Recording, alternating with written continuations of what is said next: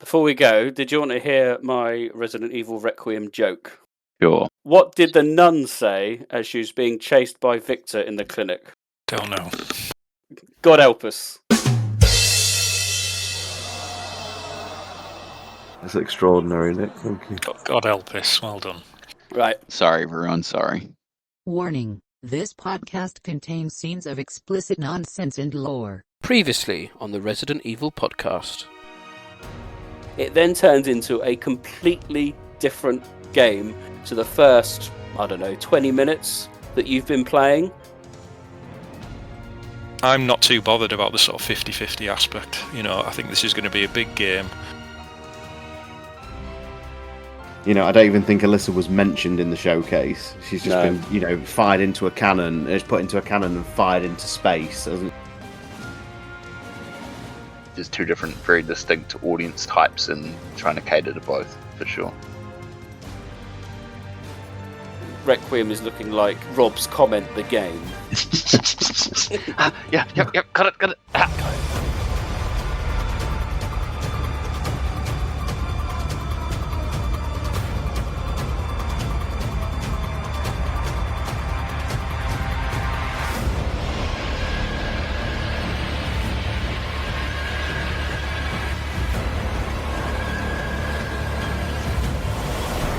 The Resident Evil Podcast.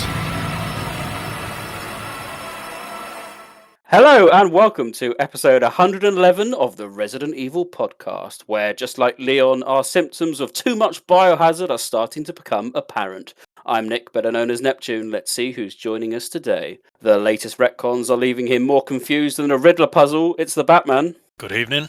He may like his beer, but he's definitely fond of a little bit of sherry on the side. It stars Tyrant. Boarding for Judy.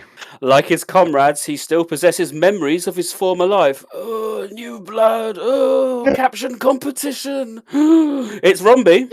So true. So true.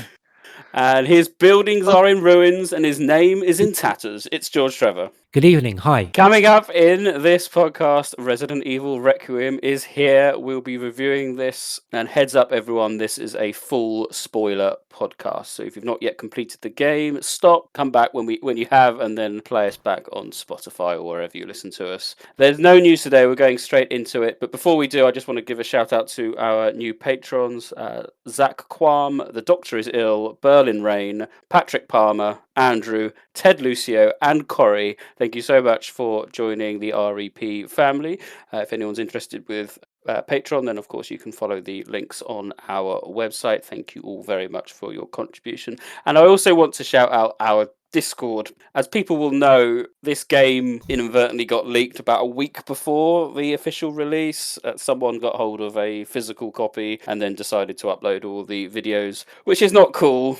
Not cool in our opinion, but what's done is done. But we took quite decisive action on our Discord, essentially locking it down, because these type of games, new story games in Resident Evil, do not come along often. And we know in our little community that people don't want to be spoiled particularly, and everyone on our Discord was very accommodating and allowed us to ensure that it was a spoiler-free zone until the time was right. And I just wanted to thank everyone for their cooperation with that. And going forward in the future, I suspect we'll do something else, and hopefully not. Hopefully it won't get a future game won't get leaked early. But a big thanks for everyone here on the team for your cooperation. So let's get straight to it then. Welcome back to Raccoon City. Welcome back to zombies as we face the Requiem of Raccoon City.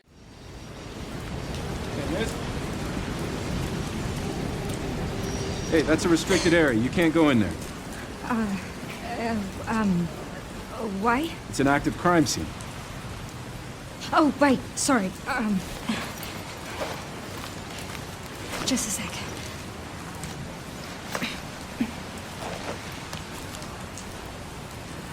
Oh, you're FBI? I am. Investigating all these strange deaths, huh? Mm-hmm. It's the fifth one now, right? I heard they all have the same weird bruises, so you think it's something infectious, or terrorism, or... Why else would the FBI be investigating, right? Hey, are you with me? Oh, There might be answers inside. Yeah, sure, right.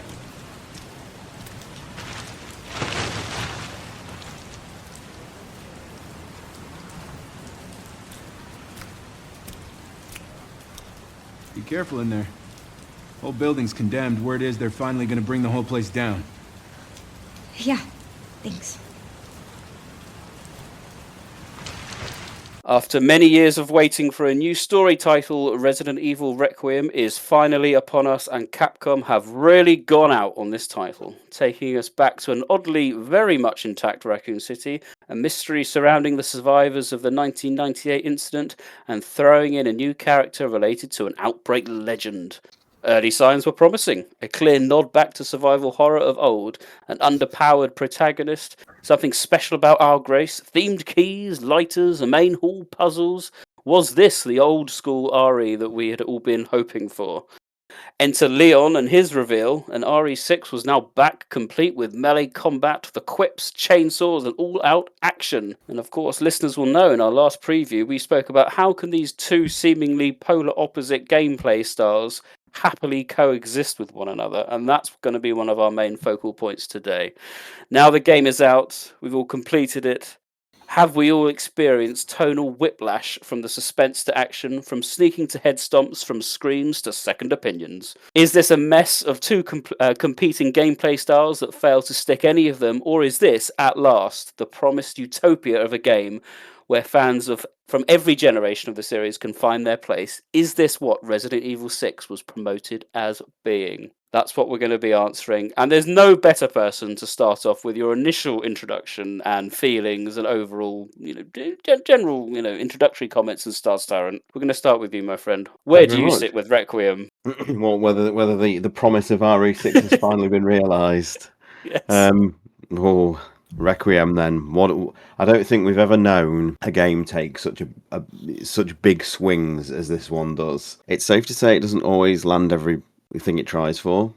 But what I will say is this. It gave me feelings about inventory management and ink ribbon panics and things like that I have not felt for 25 years. And then it gave me a very enjoyable modern slice of RE. It had first person stuff in there, so it feels in many ways like a spiritual successor thing to like what was established in 7 and Village. So we've got like in a way that sort of uniform trilogy of perspectives and things like that again. I had a really, really good time with this, guys. I won't lie. Some initial problems with the whiplash, as you say, in the first sort of hour, but then once it settles down and the care centre section starts properly, it is without a doubt one of my favourite experiences in the last, I don't even know how long for this series. It made me feel nostalgic for like the 90s and the early 2000s when this kind of stuff was, what the series was about. And this, I know we've knocked on the door of things like that with 7, but they really nailed it with the care centre. They really did. And I really like the Leon stuff as well. And I was not prepared for the emotional like onslaught, and I'll get into that later, of going down memory lane with the RPD. And all I'll say at the moment, just to round out my little opening comments, is that I fully retract everything I said about Leon's involvement in the game. I think it was handled beautifully. So yeah, very positive. Where I rank it amongst the rest of the RE engine, it's high. It's high. We'll get to it later. George Trevor, what about you? How did you find this experience? This experience evoked memories and tension and emotions that I haven't felt since I cowered in the save rooms of the Spencer Mansion. Some of the best cutscenes in the series, I almost teared up twice. Outstanding acting in those scenes, brilliant writing, some of the best survival horror in the series. It takes enemy design and AI from the last episodes clearly, but then it layers onto that like an additional depth on top. I'll give examples later, that then provide for me some of the best enemy encounters in the series for tension. And Sean was alluding to this, I think strategy, Inkrum says, what am I going to do with my resources? Again, I'll give examples later. Some of the best action sequences in the series. And this is the thing for me, Leon's added action makes sense narratively. So rather than detract from the emotion I got from the survival horror, my word, a serious highlight, the clinic with Grace. But Leon's action-focused gameplay for me actually added more immersion into the story because it just made sense it just made sense in the story. And so, two jump scares that have literally taken 3 weeks of my life expectancy. It's emotional, it's exhausting, it's terrifying. It has so much intelligent and thereby enjoyable gameplay. The whole experience feels so much more grounded than previous titles, and really affecting a huge part of that for me being the exposure to the emotions, bombarding Grace. I fucking love it. Ron B, what about you? Can I just say before I start, I'm amazed Sean isn't gloating just in his comments about a particular character or two, because I thought he would have opened with that, but he didn't. I honestly, I'm still sitting here going, wow, like this is not the game I was expecting, but also the game that I was hoping for, knowing that this was never going to happen, right? Like this isn't what we were seeing before this game came out. But no, the end result is somehow a balance of two various versions of this franchise, which I've continued to maintain has been made for everyone and no one, somehow cohesively put together for everyone. I don't think they had it in them. Like, I honestly was shocked. It has its quibbles and it's maybe a bit short and there's not a lot of replayability unless you wanted to challenge yourself. But generally speaking, for a first time experience and for an overall narrative and for like these two parts to work functionally together in such a balance is absolutely stunning. And I walked away very pleasantly surprised at the end of the day with what I'd just gone through. There's way more to say, but I think in the shorthand, really impressive. Batman? Yeah, very similar. I thought the game was largely superb. I had a great time with it. The Rhodes Hill Chronic Care Centre is one of the best locations we've had for years. It's right up there with the mansion and the RPD for me. And it evoked memories of when I first got into the series. You're in a dark hallway, you can't remember where you've got to go. You're trying to plan the right route round so you avoid the most dangerous zombies. My inventory was full, so I couldn't pick up this key item. I was trying to remember where the item box was. It's those sort of feelings that I've really longed for a long, long time now. And I really enjoyed the care centre section. I thought it was absolutely brilliant. I had a small panic attack when a certain character made his first appearance, and it took all my willpower not to throw the controller at the screen. But after that, when we got to Raccoon City, I was amazed at just how seamlessly it turned into a completely different game altogether. The game is so smooth, it plays brilliantly, and the seamless transition between first and third person is excellent. The sound design and the musical score is brilliant. There was plenty of surprises in there.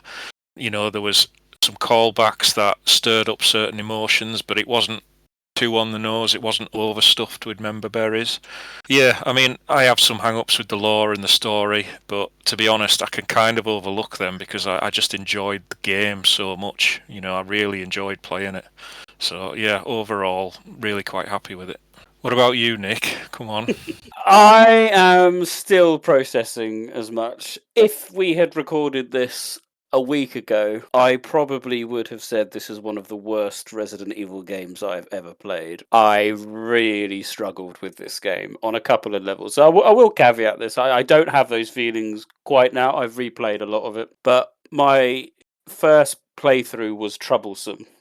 A lot of this was down to my skill level. So regular listeners and perhaps people that join me on the stream will know that in recent years I've graduated up to normal mode. And this, I thought, gave me confidence going into Requiem that I will start on normal mode. And I was very excited by the prospect of being able to use ink ribbons. And I thought at last, because previously that was limited to the hard modes, which I don't touch with a barge pole. I think this was a mistake. I struggled so much with the gameplay loop for Grace. It took me pretty much the entirety of the chronic care centre before I actually just got it, and then I had a wonderful time with Grace down in the kind of water treatment and the sewers, which I thought was one of the series highlights in terms of the puzzles and how that gameplay part unfolded. But as I said, my first playthrough, I've never had a more visceral reaction to a Resident Evil game before than this.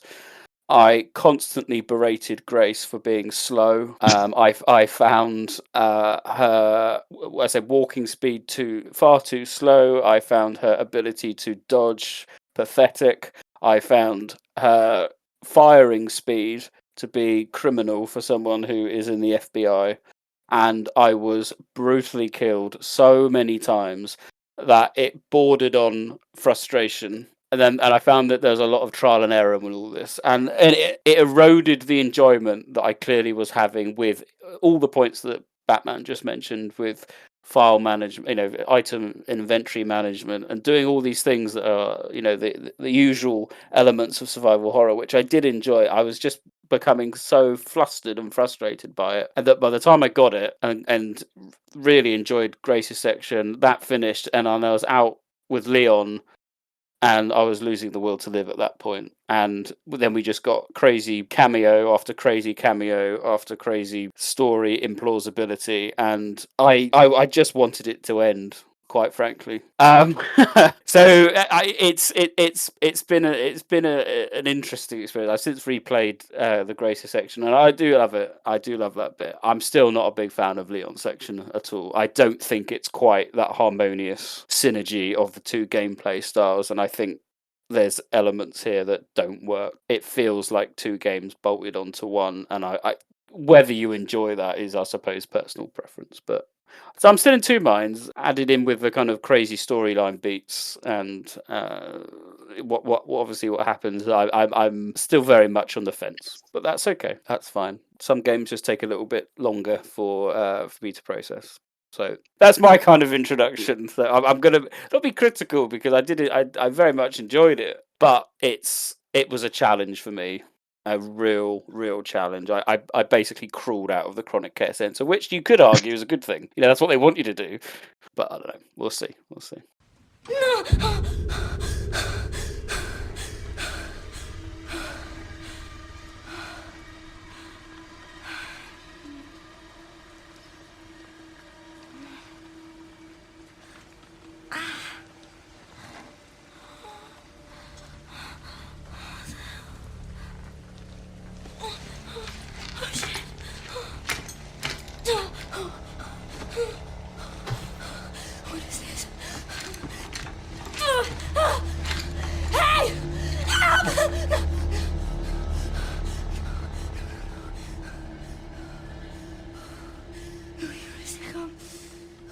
Talking of gameplay, I think that's probably a good place to start. And we've already hinted upon whether those style works. Did everyone kind of follow what Capcom suggested with first person for Grace and then third person for Leon? Yeah. Yep. I personally didn't. What did you do, Jules?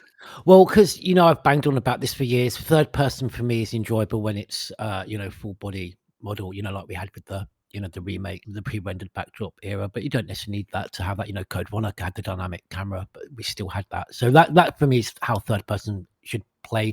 And I've just always find it just obscures the camera. Very early on with Leon, I just found his movement rather janky, so I immediately switched over to first person and was very concerned because I really wasn't expecting to enjoy the Leon sections at all. And I think it says a lot that the only part of that gameplay I found objectionable was just the repetitive quips. And I'll say this as a positive, this game, not just as I've always said, this character deserves better. And this actor, my God, give Nick Apostolides a better dialogue, because he'd eat it up and give a fantastic performance. It's a shame. I really enjoyed it. We'll get maybe into this in more detail, but I didn't find it jarring at all. And for me, I found the Leon sections much shorter, maybe because, I spent a lot longer, much slower pace with Grace, but it almost felt to me like it was kind of almost 3/4 Grace's game, a quarter Leon's game. But the action, as I said before in the intro, really made sense for me narratively. Didn't find it jarring at all. Found it some really intelligent and enjoyable parts of the game design that provided for me some fantastic, as I said, some really serious highlight action elements and sequences. Played it in first person and worked really well for me. Did the because I think Sean mentioned this before on the Discord about when you're doing first-person Leon, it's kind of how Remake 4 VR mode interacts in terms of when you do the melee attacks. Yeah, absolutely. It's essentially the same thing. So when you get your context sensitive like melee move, the Leon kind of comes out of first person into the screen, does the move, and then it kind of just seamlessly slides back. It's very well done. It's not jarring like you would assume it's going to be. It's In pretty fact, good. it's so smooth. I didn't kind of notice that, camera change at all. Yeah, it works really well. If we start with Grace, then I suppose talking about the first person, I found it difficult to ascertain exactly how. I suppose the combination of the kind of zombie lunges versus how far you can sneak around, sneak behind them and things like that. Because I thought the game wanted you to sneak quite a lot. But I just struggled, certainly with my first playthrough, less so the second one, about just what the limitations were on what the zombies could see or do, because there were many rooms, I'm thinking like the waiting room on the east wing. I just don't know how you could have avoided being spotted, but I'm reliably informed that there are ways. So even on my second playthrough, I struggled a little bit with that. But I don't know. I'm tempted to almost do a third time, but in third person for Grace, to see if that makes any difference. I think I just struggled with the perception of just not how wide she is. That's not that's not what I mean, but you know what I mean. Just the parameters of what the sneaking box is. So can I jump in and ask, Nick? Did you utilize the empty bottles to kind of draw the zombies out on to kind of? Cause that's one of the things Tried to. I again all these things, because that was a clue that that's what it's supposed to. I just didn't get it. I never apart from occasionally scaring off the girl with it at the beginning part. It just nothing seemed to work for me. The irony of you mentioning that room is that that's actually a really good room where you can hit. There's the blind one with the blood bag and the cleaner. If you can get them close to each other, you throw a glass bottle at the cleaner, it makes a noise. She screeches, and then the other one ends up hitting her and killing her for you because he hates the noise. Yeah. And there's a trophy for her as well. And you can do that sort of thing in quite a few areas of the game where there's multiple enemies as well. Like they will end up fighting each other and kind of getting grumpy, and yeah, it's quite a good tactic. But yeah, there tends to be this thing about if you kind of crouch and move quietly away from them, then your detection is much lower. But it's harder to do that in first person, then it's much more obvious in third person. So I can kind of understand where you're coming from, Nick, because you kind of get a better awareness of your surroundings. I think so. Because of that. Yeah, because I really do like stealth. Is one of my favorite kind of gameplay styles, because I try to utilize it quite a lot in Remake 4, and found it very enjoyable. I just struggled to utilize it in the way I think the game wanted me to do it, and I think that affected my enjoyment. You can use that cleaner zombie, who's amazing. He's probably my favorite zombie. He can one hit KO pretty much Chunk. If you keep him in there, then when Chunk kind of like tries to go through the doorway, he gets annoyed at Chunk and then hits him and kills him. The blood bag zombie, not the cleaner one. Oh, sorry, yeah, that's not the cleaner one. Yeah, the one who gets annoyed at the noise. Yeah, blind. The other element to it, Nick, is that I guess the game also designs around this idea that as Grace, you want to conserve ammo, but you can use the occasional bullets. So if you can kneecap them or knock them so that you can push them over, you can avoid them for a period of time. And that's probably the biggest challenge, I think, for people to get used to. Yeah. I think there's this idea of either sneaking completely or shooting completely, but there's actually this middle ground that I think is a lot harder to teach people to play, but is very much an optimal way of actually playing this game. Especially early on, the first time you're playing as Grace and you only have limited ammo.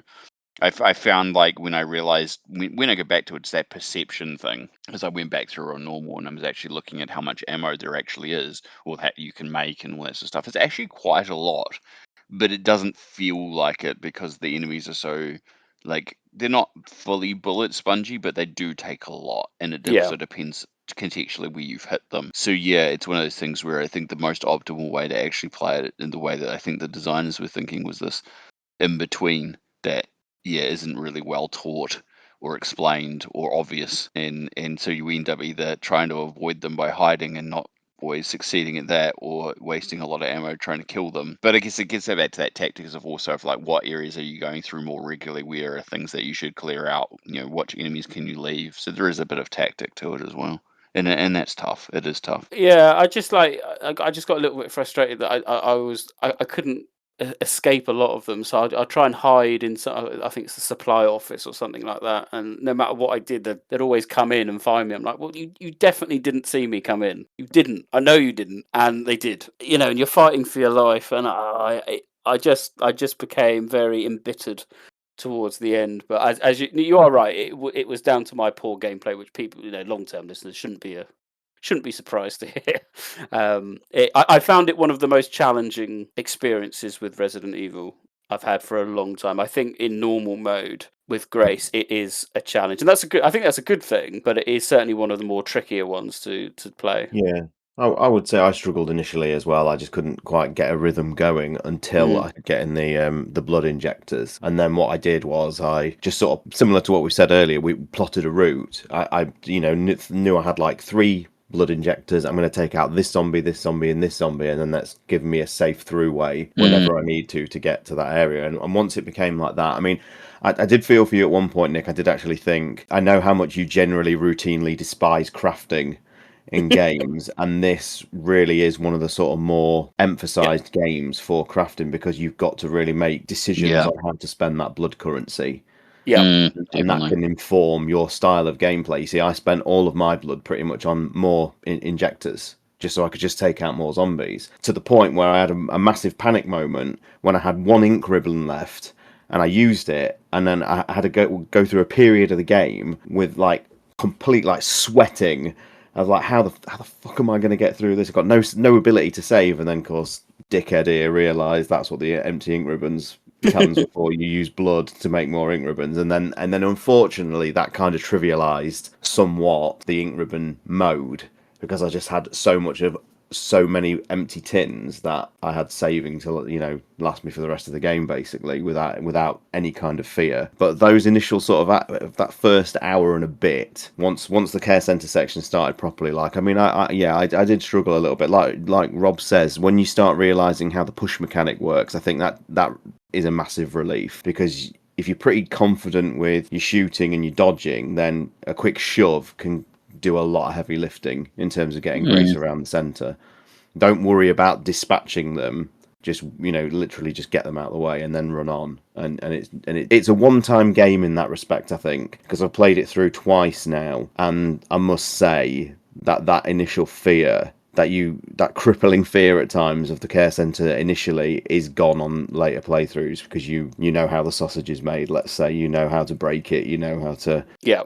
The irony for us, Nick, is we're always constantly belittling you about Nick mode, and I enjoy the fact that John made a image edit just slightly before the game came out with the easy mode rebranded as Nick mode that people may have seen on the Discord. Ended up being inadvertently like kind of a bit of a very mean-spirited, considering what ended up happening, and I don't think any of us intended that, because we always have a joke at you in regards to like the easy things, but we could understand the frustration when it's just not clicking, and that is sorry, John, to throw you under the bus there, but that wasn't intentional. It was a very funny image at the time. It's all right. It's all right. In my defense, I will say, though, I think people I don't think it's data mined, but they found out that the difficulty of normal classic mode is more challenging than normal modern mode. That somehow makes sense, and the thing is, I can fully cop to the fact that I was like, I don't know the gameplay mechanics. In my first game playing, I opted not to do the ink ribbons. I was like, I don't know what sort of impact this has in the game. I haven't played it yet, so I went middle of the road. You were more brave than I was. That for me to sit here and say that, it's just like, I didn't go for easy. Dear God, anyone listening who hasn't, for some reason, is listening to us and hasn't played it, do not play easy mode the first time. It is stupid easy.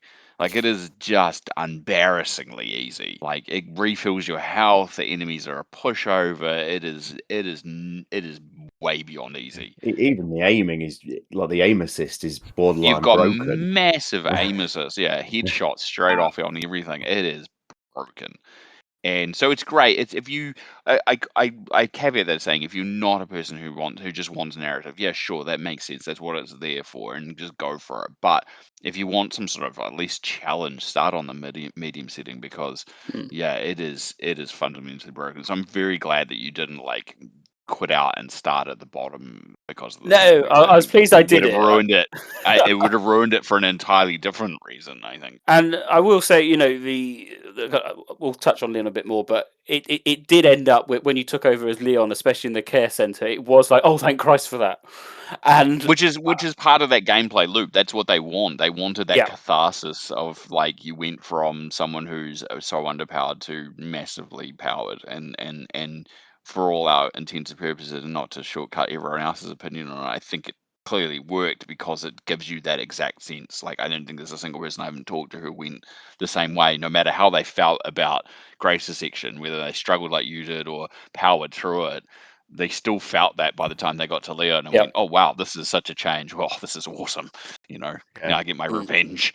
I only just was going to add about the crafting because normally I'm not a fan of the crafting. It can get very messy, and you know, kind of think back to RE6 and how it just kind of became completely oversaturated with gameplay mechanics. But I really enjoyed it because I think what really kind of worked hand in hand and really helped the crafting and made it feel kind of seamless into the game and very enjoyable was the fact that the enemies were kind of, you know, so much different personalities and so much differences in their behavior, and that just then offered for more opportunity for different gameplay styles. Like Sean said, you know, he went for the kind of the injectors, and so did I, just to take certain different zombies out to forge a path, you know, through the clinic. But I think just because there was so much, not randomness, but just kind of expansive behavior to the enemies and so many different personalities and, as I say, kind of actions in their behavior, that you had, it just then opened you up to have an opportunity to have various different styles and strategies, you know, through the clinic. That was my plan, to do exactly what you suggested. You know, clearly the one hit KO is a very you know, desirable thing to have with the meds, and I had a few at the beginning. I just struggled to get to the point where I could utilize it. I just couldn't do the sneaking, so I ended up actually using most of my blood on ammunition, and I just kind of went as gun ho as I possibly could within the confines of it. So I spent most of the blood on the on ammunition, I'm afraid. So I had a quite a different experience on my first playthrough just to get through. But I did like the blood mechanic. I thought what was quite nice is a simple little thing, like just putting it on the map reminded you exactly, you know, where you've left it. And I also like the fact that things that were on the map, you know, little items you forgot, they were only put there if you had spotted them. So for example, the second handgun, Grace's handgun, it was only when I'd opened the back door and I basically had free roam to then explore the entire chronic care centre did I come across the second handgun. And I won't repeat the expletive that I said because I was so angry at this. Honestly, it was like a bloody water pistol. It's like, fire quicker, Grace, fire quick. No, you idiot, you've been. And I was like, I wish it's her actual gun, and it's the better of the handguns for her too, for sure.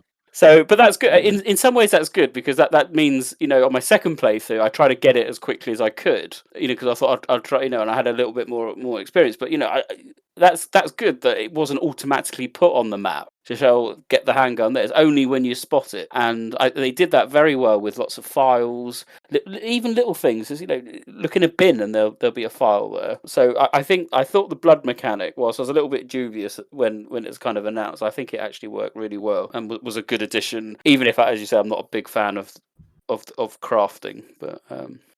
I never found the key to the pantry. So what's in the pantry, or is that a second playthrough thing? No, that's the chef, the big chef guy. You have to kill him, and he drops the key. Oh, I just hid from him all the time. And you can do that. I killed him with Leon rather than. Yeah, I was gonna say it with Leon. Yeah, you can do it later, and then Leon accesses it. There's a mixture of items. It's essentially like a little bonus area, and there's some extra blood for Grace. There's extra items that can be used by Leon or Grace. There's Requiem ammo, if I remember correctly. There's at least one bullet of Requiem ammo. So depending on a unique charm for each. Oh yes, and the charm. Yeah, I forgot about that as well. Oh, so, I swear to God, I'm sorry. I'll bring John in. I'm so Chunk. When you kill, I had so many problems with Chunk in that bit. I must have died probably 5-6 times. But eventually, I took out Chunk with two injectors and a Requiem, and it's probably the thing that meant I survived, because if you kill him, you get the nice charm, which actively helps non-fatality, or it means you're not always going to die, basically. And I think without that, I may have not been able to complete the game. So I like that. Again, it's that risk reward. You don't have to kill him. You can apparently sneak past him and do the whole infirmary bit. I never killed him at all the first time I played the game. I just avoided him the whole time, because he's so, like, in my mind, he's so obviously making so much noise and can only really head in one direction without turning around very slowly. So I was just like, as long as if I'm going upstairs, as long as he's out towards the isolation area, then I can go right. And if I see he's going, I want to get to the isolation area, I wait until he's starting to go towards the stairs, or I just use him as I go and distract him and make him chase me that way, and then I run through that hall area that we were just talking about that has the blind zombie and the cleaner, and then I'd loop back around past the operation area and back right down the other end that I needed to get to. So I took the long game on it. Yes. Is it good? There's options. Batman, what about you? How did you find Grace's element? Any gameplay facets that you found enjoyable or a bit frustrating? Anything? No, not really. I mean, I enjoyed the first-person perspective with Grace. It certainly added to the atmosphere. Similar to Rob, I never killed Chunk either. I just assumed he couldn't do it because he was so big. So I just avoided him. Yeah, I didn't share the same frustrations you did with Grace. I thought she was handled quite well. You know, in first person, you can see that a gun is shaking slightly when she's aiming at the enemies. You know, she's naturally quite weak. And when you do transition to Leon, it comes as a big, big relief. And I think playing in the default first person for Grace certainly adds to the fear, because I went through it again playing Grace in third person, and it was still good. But for that initial playthrough, I was pleased I did it in first person for sure. But I played on normal classic mode as well, and I found it quite hard. I died a lot, and just when I thought I'd sort of got the hang of it, that's when the blister heads started turning up, which added a whole new element of danger to proceedings. But no, I really enjoyed it. I especially enjoyed what we'd already seen, ironically enough, with the demo, where you're stuck in that little isolated wing and you've got to avoid the girl. I knew I was into the game because I kept running away from her, and I would run into one of the rooms with the lights on, think, yeah, I'm safe, you can't come in here, and then there was like a flash of lightning and the lights went out.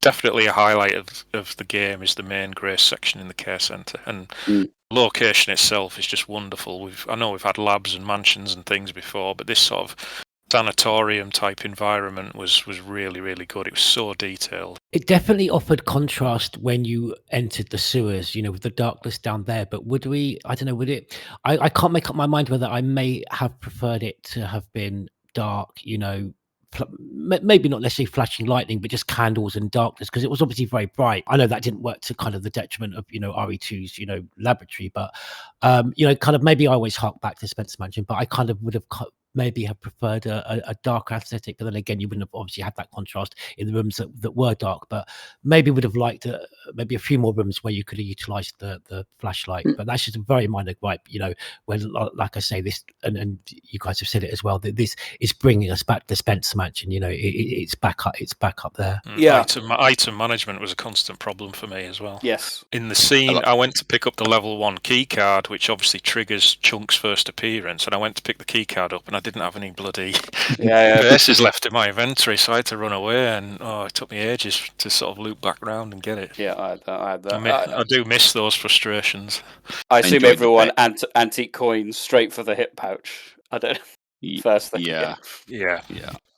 I enjoyed the fact that, obviously, aside from the obvious nod of the door mechanic exit thing, that one of the first files I picked up about the facility mentions that it was formerly owned by the Spencer Foundation, and I was just like, well, that explains it, doesn't it, really?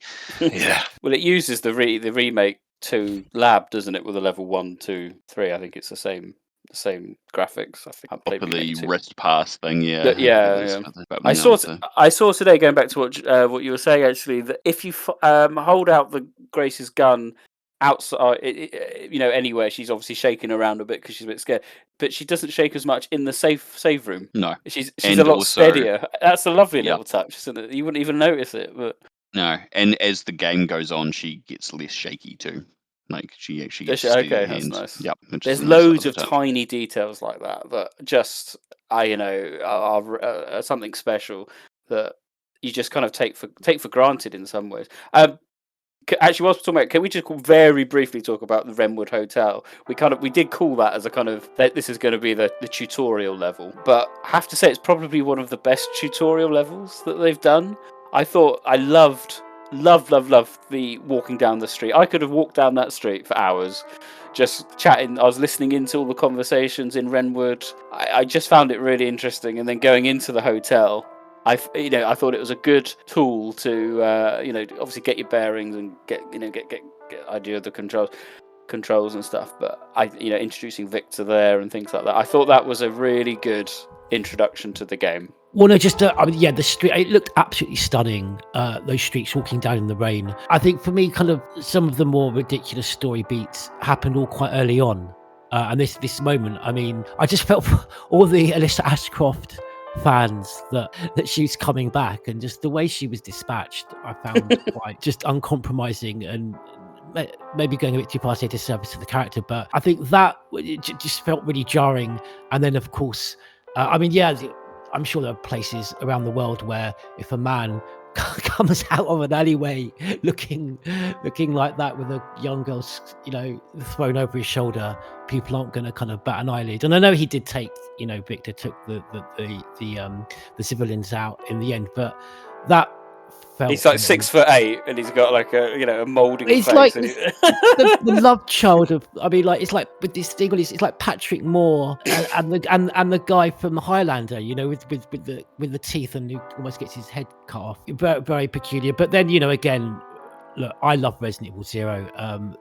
The atmosphere, the gameplay, the mechanics, the sound design gets me past the ridiculous Marcus. And so, I think, and this, as I say, as the game went on after that, I found it all very, as I said, very grounded. But yeah, that beginning section, I couldn't really enjoy Wrenwood because I was trying to just hold myself down and enjoy the game. And like I say, I thought that the Alicia and with her mum sequences didn't quite work for me. very gory, which is obviously something. This was the goriest Resident Evil game for a long, long time. But Sean, you want to comment on this? I'll give you the stage for this one.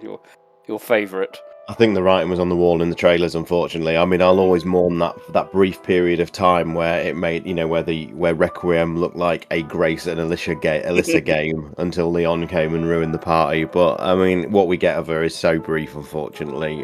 Whether it gets expanded with DLC or anything like that will be interesting. It seems a shame similarly to what I have to say about another character that's in the game later. It would seem a waste to go to all that effort of getting the actress scanned, making the model and everything like that to not do more with her For 2 minutes, yeah. So hopefully Alyssa's story is not quite over yet, but I think they gave it away in the trailer, really, didn't they? It wasn't a shock when it happened in the game at all. I must admit that I was surprised it happened so early.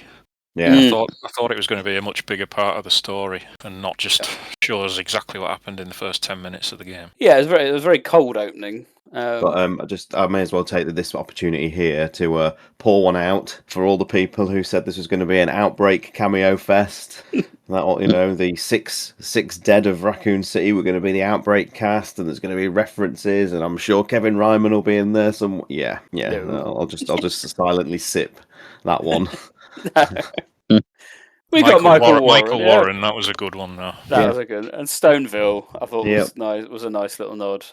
In the first, basically 2 minutes of the game, you're like, wow, this is it. But didn't quite get that way. Okay, let's caveat back then to kind of Leon's gameplay and those elements. I want to speak exclusively first about his gameplay within Chronic Care Center because it is wildly different to Leon in Raccoon City. Mr. Kennedy, welcome. Dr. Gideon has been expecting you. Funny. I don't remember getting an invitation. Well, he's waiting for you. Can't have that, can we? Follow me, please. Lead the way.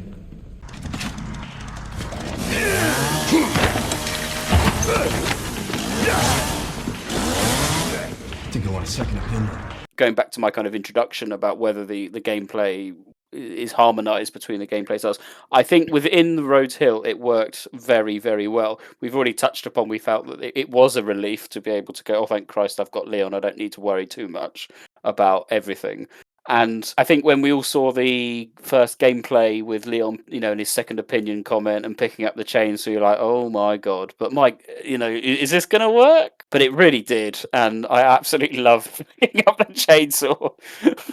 The only time I really felt the tonal whiplash was in the first few stages, because like Renwood's section for Leon is extremely short, and then you get the Requiem demo, the Grace escaping from the girl, and each one of those moments, I don't know how you guys found it, but I did the section with the girl extremely quickly, probably less than 10 minutes, and I managed to just sort of almost find the screwdriver straight away, because I'd never watched any of the footage before, so I tried to keep myself spoiler free for that bit, but I remember certain write-ups saying that was really hard.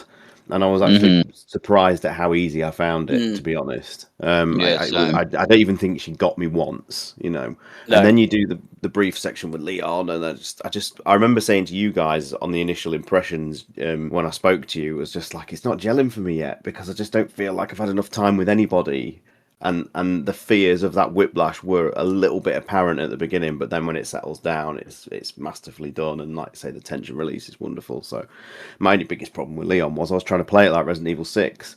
I sprinted into battle at Renwood, and I think I tried to do a slide. I pressed the button to do a slide, and it never happened. And I was so devastated. And then realised that it's more Remake 4. It's more grounded, and the trailer where it showed him doing all those context finishes and stuff made me think we were playing Resident Evil 6 again. So that was on me.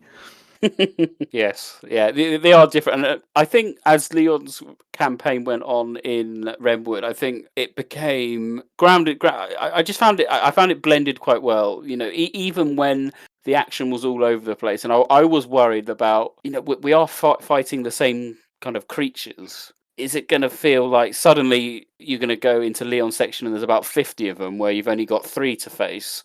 In Grace's section, I didn't feel that it was wildly different in terms of enemy numbers. No, it's exactly this. It is exactly the same. Whatever you leave is what Leon gets. So if you dispatch everything as Grace, when you get to Leon's section, it's basically empty.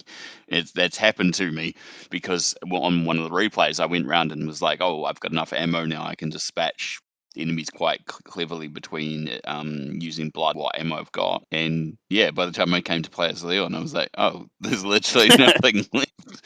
But the area. What I particularly liked was the fact that even though it's the same kind of like enemies and setup, they made it feel very different. And particularly I'm talking about the second chunk fight. Even though it's an identical creature with identical attacks, by just simply having it in a different location made the encounter feel so different that it kept it fresh. And this is something I'll say now, just generally speaking, and as a kind of positive comment, I felt, as everyone said, it felt more in tone with, I say, Resident Evil 6 in terms of like viruses. So there's a synergy, isn't there, between like 5 and 6, which was Plagas, and then 6 brought in the C virus, something a little bit more recognisable, and then we've got 7, 8 with mold, and then 9's got this mutated T virus. That there's that similarity, but unlike say Remake 3 and Village as well, I felt with the bosses they didn't compromise on the locations to suit the boss. If I'm trying to get this, so like a good example is Nemesis, isn't it? The stupid fight with the Nemesis in the clock tower where he's running around like a dog. You felt that it felt to me when I was playing that for the first time that they thought, right, we're going to have this, and then they made that area for the boss. Whereas I think in this one, it just felt a little bit more organic, with perhaps the exception of the end boss, which kind of had quite a kind of staged area. Everything else felt like you are still part of the same environment, but there is a boss in this. If you get what I'm trying to say, I know what you're saying. You recognizable boss arenas. Like where you're coming up to an area and you go, yep, there's a boss there. Yeah. As soon as I get that invisible trigger point, it's going to be a boss fight. Yeah. Or there's a bunch of extra items and health all of a sudden here in a big pile in this corner, and then you look at your map and you can see the next room is like some big space, and you're like, Yeah. that was the setup for a boss fight.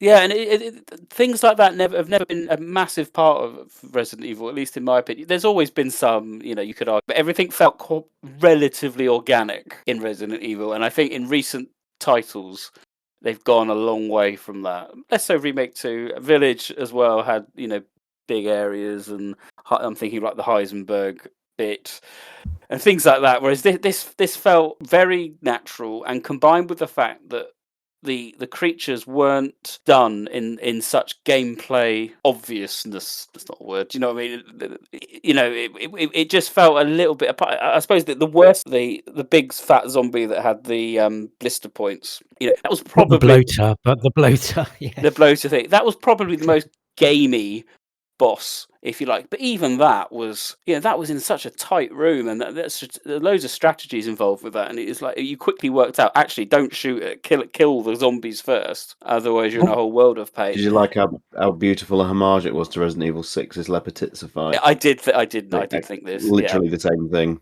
It was the same thing, yeah, absolutely. But I don't know. To me, including in a church, no less. Yes, yeah, that's a good point. But another good example of this is the Titan Spinner, the big spider. That could have easily been in a huge arena, and yet it wasn't. It was kind of in a very small, a little bit scripted, but in a kind of small area where lots of places to climb up, but still quite tight. Lots of places where you could get cornered and stun locked quite easily. It just felt a little bit more real, and that's stupid because we're talking about big zombies. But you know what I mean? I don't know. There's something about it that resonated more, though than some others. I would agree with all of that. I think it comes down to really good game design, because the items that you throw, again, it didn't feel just kind of like a gimmick tacked on. It really kind of added an extra dimension for me to the gameplay, and there were so many sequences, I'm sure you guys got them as well, where it just worked so well, kind of interwoven within the gameplay. Some really tense moments and throwing things, and I just felt, for me, the room with the Dimitrescu wine. That's Renwood, isn't it? Yeah, no, yeah, thank you. Thank you to no, John. no. Is it? No, it's in the facility, testing facility, and Victor's Outside office the clinic. outside. Oh, Yeah, okay. outside the clinic. Well, I'll wait till later then when I talk about that. There was just something in that I wanted to mention. Shall I wait till later? Anyone else want to comment on Leon's gameplay within Renwood? I'm going to say I'll leave this into anyone. You mean the care centre, not Sorry, Renwood. You keep saying Renwood.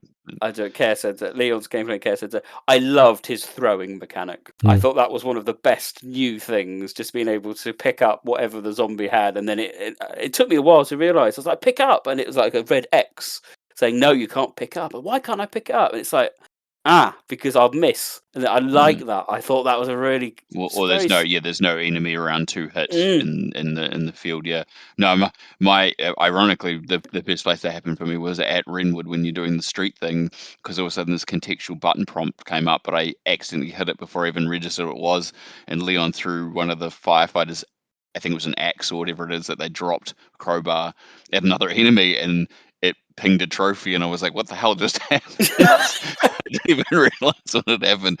And then it wasn't until another one dropped one, I was like, oh, they drop items you can throw. Oh, that's kind of cool. I liked it a lot.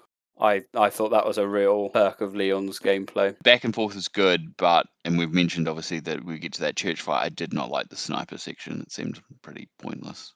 I'm sorry. It was really underwhelming. I thought it was really underwhelming. Be moving through the rooftops as Grace moves along the courtyard, but I was surprised it was so static. It felt like a set piece from a Call of Duty game in 2008.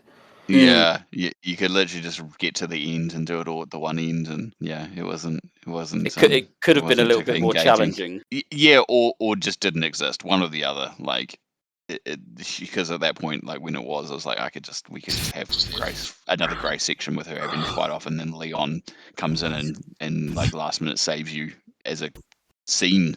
I could have played as Grace and then had Leon turn up and stop her from getting killed or something as a scene, and it would have played exactly the same. And then you take over as Leon for that boss fight, it would have worked exactly the same. Tell you what, though, it was bloody handy. That sniper rifle was just there leaning against the wall. And all the ammo too. Don't forget the ammo. Yeah. Gotta have that ammo. Just having the rifle would have been terrible if there's no ammo around. I'm amazed they resisted not bringing the finger back. I would have been. I could have. But at one point, I could have put money on the finger returning. Did you not find that then? No. Oh. It's not in there. Mini finger. The mini it's finger. Not, it's not. It's No, not. don't say shit. I was like, no, God, don't ruin me. It's an unlockable bonus weapon, the mini finger. The minute. One thing I liked about Leon is when we saw the showcase back in January, it was obviously showing off all his finishing moves, and I thought, oh, this is just going to be RE4 all over again, which isn't necessarily a bad thing, but I was kind of hoping, they would take his age into account. And there was just little subtle things in this that I really appreciated, like when he runs, he's like a little bit more haggard, and when he jumps down off things, you can sort of feel the creak in his knees. That he's not, in his prime anymore. And, it wasn't too on the nose, it was just very, very subtle, but you could definitely tell. And I'm glad they kind of factored that in to the gameplay a little. Like when he's running around Raccoon City, you can tell he's really knackered. I thought also Nick Apostolides kind of voiced him. It almost sounded slightly deeper, not embittered, just kind of. I'm sure the subtlety was in the performance purposely. Oh, yeah. He definitely sounded older, and I really liked his look as well. Yeah, and just went so well with the contrast obviously in the youth for Leon that we saw when we get the flashback. When he goes back to the RPD, and the dereliction of the RPD as well, kind of with the aging lines on Leon's face, and the RPD looking like that as well is kind of a great kind of parallel. But yeah, we're going to come on to that because there's so much I want to say about the RPD. Is there? Yeah. Okay. Oh, okay. Oh dear. Nick was not impressed, people. We can already tell. Hey, checking in. Good timing. Did you find anything on Elpis? Not yet. Nothing on the servers of the CIA or the Pentagon. Maybe we need a higher clearance. I requested one. And I was told to shut down the investigation. What? Why? They didn't say. Orders from on high. Look, we don't need you taking a hit for this. I'll just go it alone. We're in this together. Till the end. I've always been good at working in the shadows. Just don't do anything too risky, yeah? Me? Never.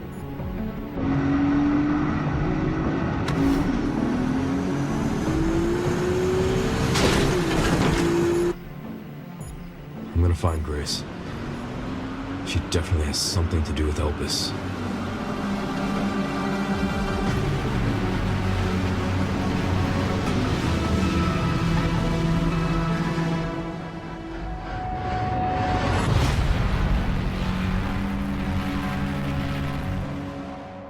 Well, we can talk about Leon's gameplay in post Care Center because I think it changes again. We suddenly go from Leon, kind of working within the confines of Grace's parameters and gameplay to suddenly we're now in Umbrella Corps or Resistance, whatever you want.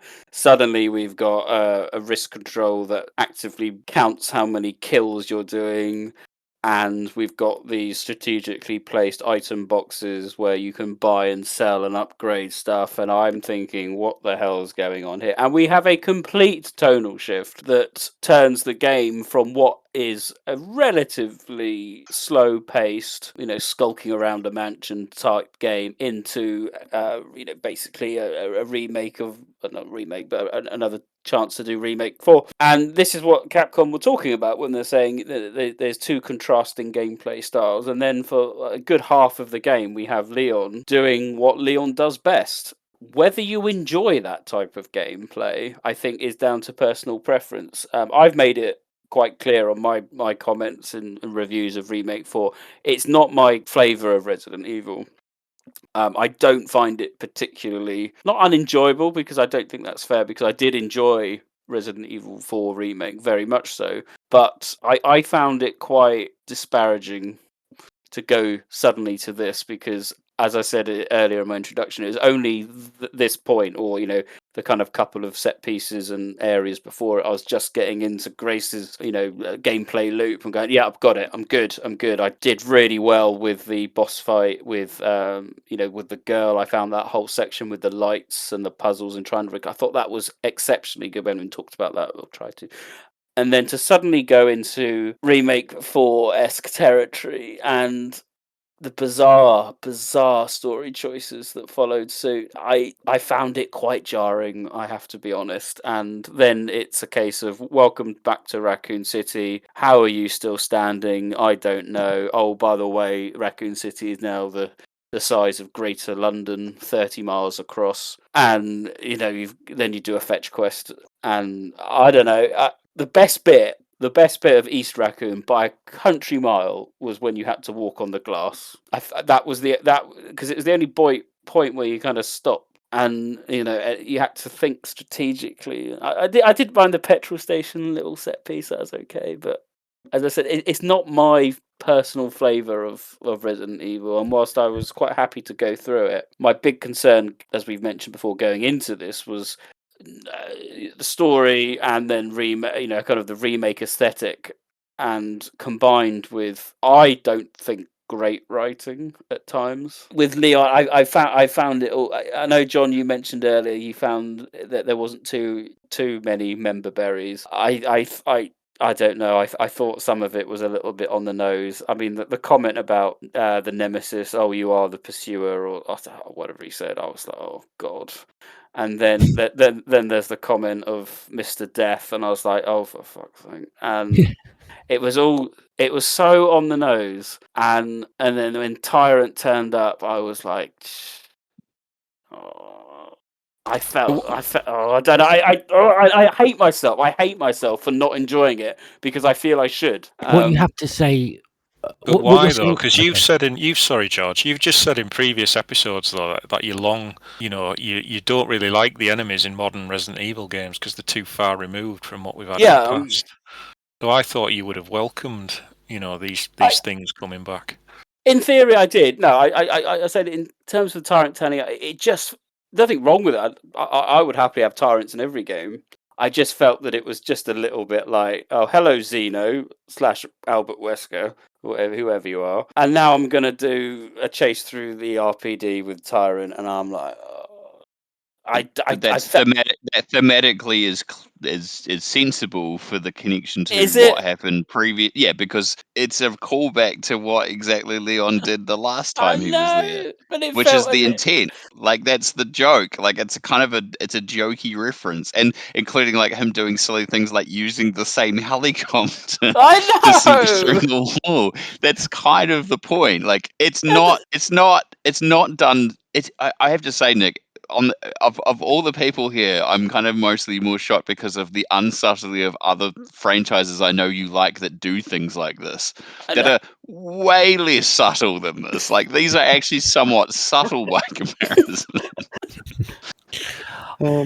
I loved it, Nick. I think for someone who wasn't initially overly bothered about Leon being in the game, and then there was that sort of that trailer where it showed him looking down as he goes through the doors. I think, I don't know whether they're going to actually show the weight of his years. So that's an interesting angle to pursue. I'm interested to see what they've done. And I don't expect Shakespeare from Resident Evil. Like, I know we're not going to get any long defining monologues about Leon's life, but I thought we might get a few little bits. And on the whole, I thought the whole aesthetic to going back to Raccoon was amazing. I just love the kind of sun-bleached feeling of the city. I thought it was really like tinged with melancholy and all that. When we arrived at the RPD and he opens that door and then we start doing like MGS4 style flashbacks to Marvin and stuff like that, it was the moment the main hall theme kicked in for those three tones, and I felt an enormous. And I'm not talking. I'm talking enormous gut punch, And I don't think it was necessarily the moment itself. I think it was the weight of the legacy had hit me, like all in one go, like all the nostalgic memories of, and this is fucking remake RPG. Imagine how I'd have felt if it was the OG. Christ, I'd have been floored. But yeah, I think it was just the weight of the series legacy, the fact that I've been part of this for nearly 30 years, and the fact that I've shared this journey with like you guys and the people on our Discord, and it all just kind of rushed into my brain, and I was moved. I teared up. I did. I was not expecting to, but it was like, fuck, like it's got me. This game's got me. And then when he goes into the West office and he's, reporting for duty, Lieutenant Branner, and it's like, oh my god, stop doing this to me, game. And then there's a moment later, which we'll get to, where I just thought that's what I was hoping the game was going to do with Leon. And you all know which bit. I mean, we'll get to it in a bit, but it's where he laments the loss of someone you meet in Remake 2, and it's that's kind of like exactly what I was after. And I wasn't expecting really too much more than that, because, like I say, I know it's not Shakespeare. We're not going to get grand monologues, but it gave me enough of what I was after, and I sort of felt box ticked. It got me. I loved it. I felt Conversely, my criticism was the fact that they didn't take more opportunities to do that in East Raccoon. And I know, Sean, you're aware of this. If you go back to get the other crate, you end up with this conversation between Sherry and Leon about the events there, based on the idea of what Grace was going through. And I was like, Leon he doesn't intentionally cut her off, but he kind of just doesn't want her to detract from it. And she ends up saying, oh, this is not the time for it. And I'm like screaming at the screen, it is! This is the exact time! When are you going to do this otherwise? I wanted more of that. I wanted more of because they end up quite early on also talking about Raccoon could have just been a regular city if it wasn't for Umbrella. And I'm like, yeah, this is really good. More of this, please. More dialogue, more diegetic dialogue about what's going on, the history of Raccoon. Catch people up maybe who never played the OGs and only played the remakes and didn't have there's not a lot of the Raccoon City element of what Raccoon was, to kind of fill in that gaps in this version. That would have been perfect. Talk about people, talk about the impact of this company, talk about these, would have been perfect. No, just a couple of them. And it's like, well, I appreciate they did some, but I could have done with just a few more. The RPG kind of exemplifies that a little bit too, that it has that heft, because I was the same as you when it wasn't just that it's the remake 2 version of the RPG, because I know it would make no sense to have the original in it, and from a technology standpoint also, but just the idea that there's been 28 years of iteration on that RPG, that there's various games that visit that location, including this one, is more the heft of what I got from exactly the same way. Not necessarily that this is the remake RPG, but that this is an iconic location of this franchise and has been for most of this franchise's existence. Thus, that's the weight of it. Yeah, that's how I took it too. But make sure that I wasn't the first person to mention her, but so you've done it for me, Rob. Yeah, well, I mentioned it. I was surprised you didn't mention her in the opening. I didn't want to, because I think everyone was expecting it too much. But yes, I was fucking right. Never been so happy. She was never been so happy in a game forever. Honestly. The smile was beaming ear to ear, and I knew in my heart of hearts from that trailer 3, I knew it. And people tried telling me it was Hunnigan and it wasn't Eden and all this bullshit, and I knew. And I mean, we'll discuss Sherry's role in it more, but I do agree, Rob. I think that conversation in particular, it just tantalizes, it dangles the carrot, doesn't it? And that's my eternal hope. She is going to have some focused DLC where we can explore this a lot more, because I would have liked to support Grace as well, and and have an interaction there and share experiences. And she was sadly underused, I think, in the game, Sherry. But those moments were just, like I say, just a little sprinkle of what I was after, and it was good. It was good, and I share what you're saying as well. I think it would have been nice to have had more of what the live action Requiem trailer did with the mother and daughter. And yeah, exactly. I'm not expecting that sort of thing, but I just like that impact of well, if it's that you guys existed when this happened, and there's a lot you could be. You obviously had 28 years in universe to unpack. The return has got a little bit of heft, and Leon yet has so little to say about it, which I guess maybe in character somewhat, but that doesn't mean that Sherry has to be into his character. She could have easily been prompting that, because she's not that character. She was more than happy to talk about it, and that could have been an interesting dynamic. And ironically, I mean, George mentioned it before. There's obviously some, and we've talked about this a little bit too beforehand, which is that the East Raccoon thing has some very much indebtedness to perhaps Last of Us Part 2. And you've got, George has mentioned the enemy that essentially is like a bloater, which is the Blisterborn, I think is what it's called. Yes, that's right. Yeah. Like, that is very much the bloater from Last of Us. If there's anything I wanted them to copy from Last of Us, it's like more dynamic conversation between characters. Let's have some more dialogue going on. Like, you've got a radio and you've got two people constantly who can chatter. Like, this is an incident that impacted them so heavily. There was a perfect opportunity to have taken that element. I wouldn't have expected it early in the game, but if you're going to change it up at this point, you have a perfect setup to do that, and they didn't take it and run. And I don't know if that's a design concept because it's a very way that they feel about it, or if they don't want to go, they want to keep things too close to their chest in case it puts them into a corner. I'm not sure, but it's a bit of an unfortunate thing. Like, the bits that you get are great, and I would have loved more of it. Rather frustratingly, the paywalled letters from 1998 actually have a bit of an emotional stinger to it if you've not quite done them yet. Yeah, no, they are great, and yeah, again, it shouldn't be behind a paywall. They should have just been part of the game. Because I take it, did you collect them, Nick? Do you have the deluxe edition, Nick? No, I don't know. All right, well, spoilers then. The letters from 1998 are written by one person, and through the course of collecting them, you actually learn that it's Marvin's daughter. Oh, wow. And she was trying to get to the station to get to her dad, but she doesn't quite make it. Well, she does, and then he sends her off, which is the worst part of it. Yeah. And she gets to the station. Scott, I think. Yeah, that element I didn't like. I was like, why the fuck would you send your own daughter away? Yeah, it was a bit weird. Like, oh, she's made it all the way here. Like, yeah, I guess it's because of continuity, because otherwise, Yeah. But maybe it was also the fact that, like, he had been attacked, like Leon found him, which would also imply like that was the case. But I don't know if those times or dates line up, because it wouldn't make sense if it's been a while beforehand. And that was my only other takeaway from it, is that maybe he'd already been bitten, and she's like, well, you can't stay here because I'm just going to end up biting you. Just as I was listening to Nick's reservations with the action, for me, I mean, look, if you rewound back to, was it 2004, Resident Evil 4, and when Mikami kicked into touch 3.5. That's how I wanted the series to be. And, it's been many years and many disappointments that I've had to accept that's not what it's going to be. I was immediately there to have time for the action sequences because I was so already pulled into the game by how wonderful I found the Grace section in the clinic. So I was already ready to accept it. And then, the gamer in me that put hours into playing Operation Wolf, years and years ago, that does enjoy these sorts of games. I was quite happy to go with it if the action sequences worked. And for me in the past, they haven't. But for me in the game, they did. You mentioned, yes, there were lots of reminiscence of previous games, but so many times when I thought of other survival horror titles where game mechanics seemed very similar, or enemy design, like the comparison with The Last of Us bloater, there was just an improvement or an extra layer of originality on top of that. So the bloater version in this game, whereas in The Last of Us, it was very much the bloater, just like a bullet sponge.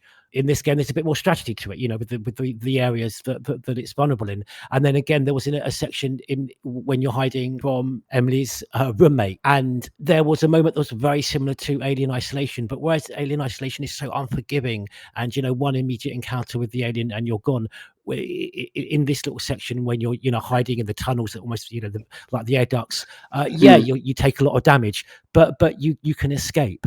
And so it just felt, as I said, so for me the action sequences really worked. And so because I was already pulled so into the game, immersed with the survival horror that is done, for me, back to a series high, I was open for the action sequences, and yeah, they were very intelligent. The game design, I think that all the Leon sections, I mean, my heart sank when I saw that motorcycle, but I enjoyed that sequence. Sorry, but I did. I felt it was just a combination of things. We'd had all this kind of survival horror, and then we're suddenly thrown into Leon and we'd met Zeno, and I was like, oh god. And the whole story at this point had been leading up to the idea that they could resurrect people through the blood memory, or memories contained within blood. And I was going, bloody hell, this is the final Resident Evil final chapter, Paul Anderson crap. Because that's exactly what happens at the end of the novelization. I was going, oh god, I can see where this is going. Yeah. It's in the movie. I haven't even seen the movie. And In, then in theory, it's in the movie because that's why it's in the novelization. It's not. It's okay, right, indirectly. It's not as obviously put forward as it is in the novel. But in theory, there's this idea of like genetic identity and blah blah blah. Yeah. There's some crossover.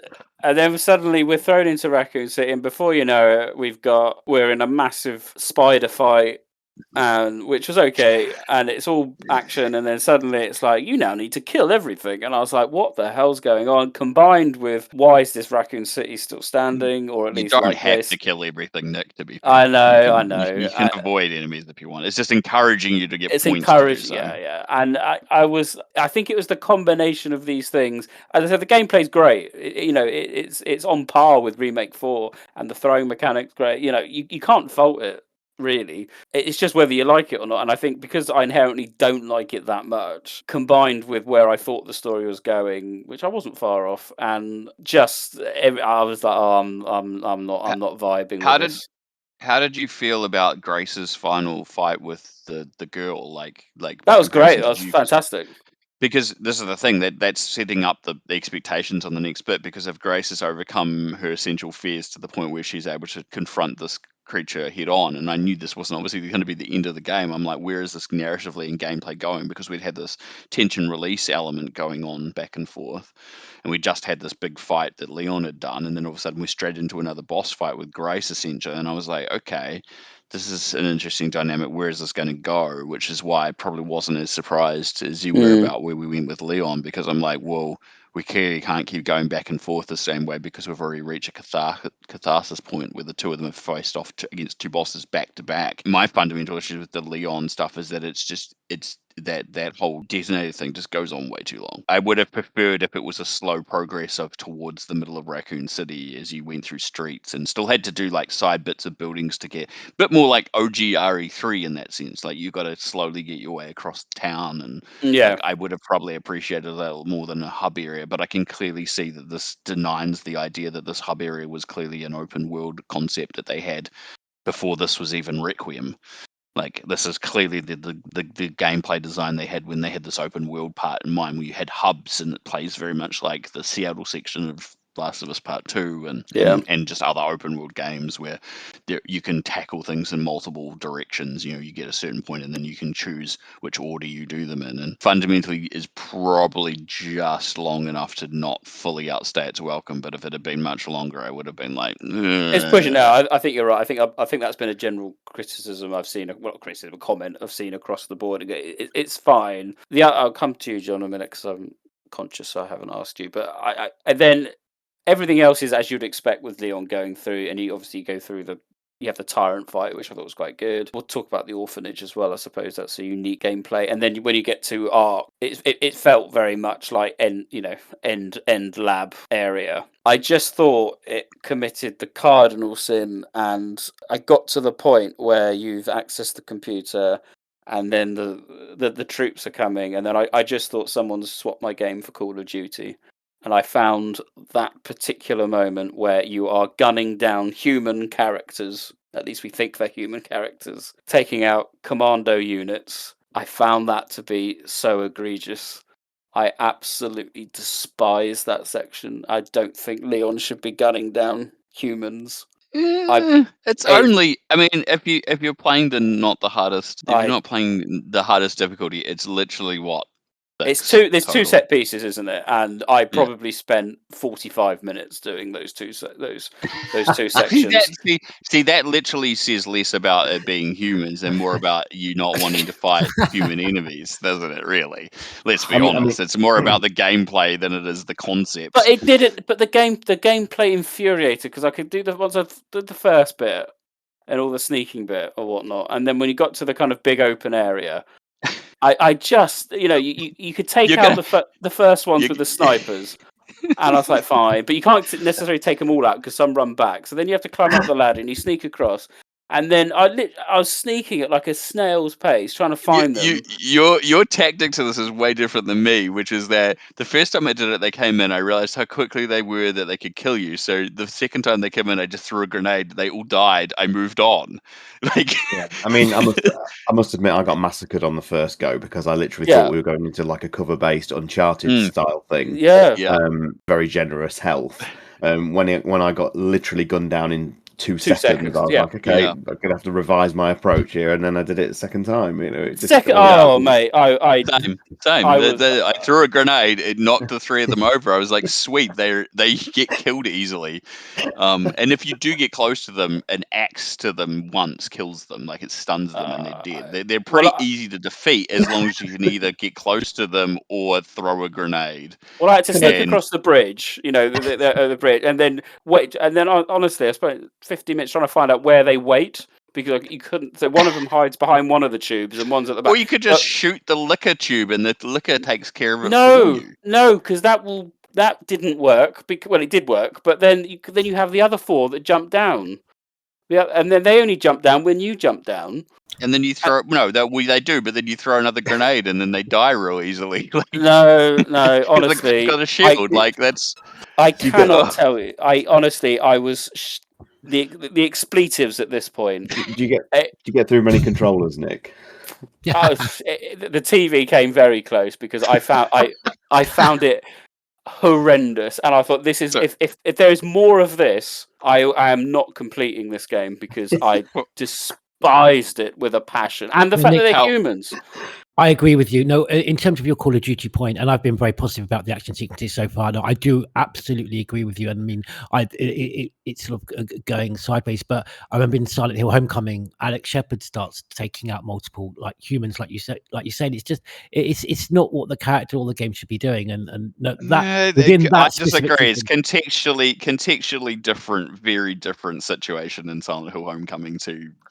Oh no, just in terms of going from killing kind of ethereal, monsters that represent something else to just basically taking out multiple waves of human beings. I don't know, they're right, but I just mean just in terms of that.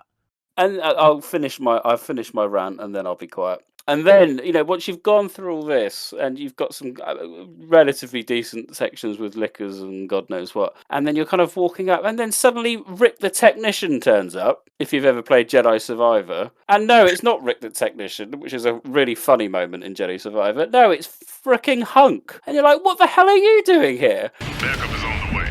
Not necessary. I'll neutralize the target myself.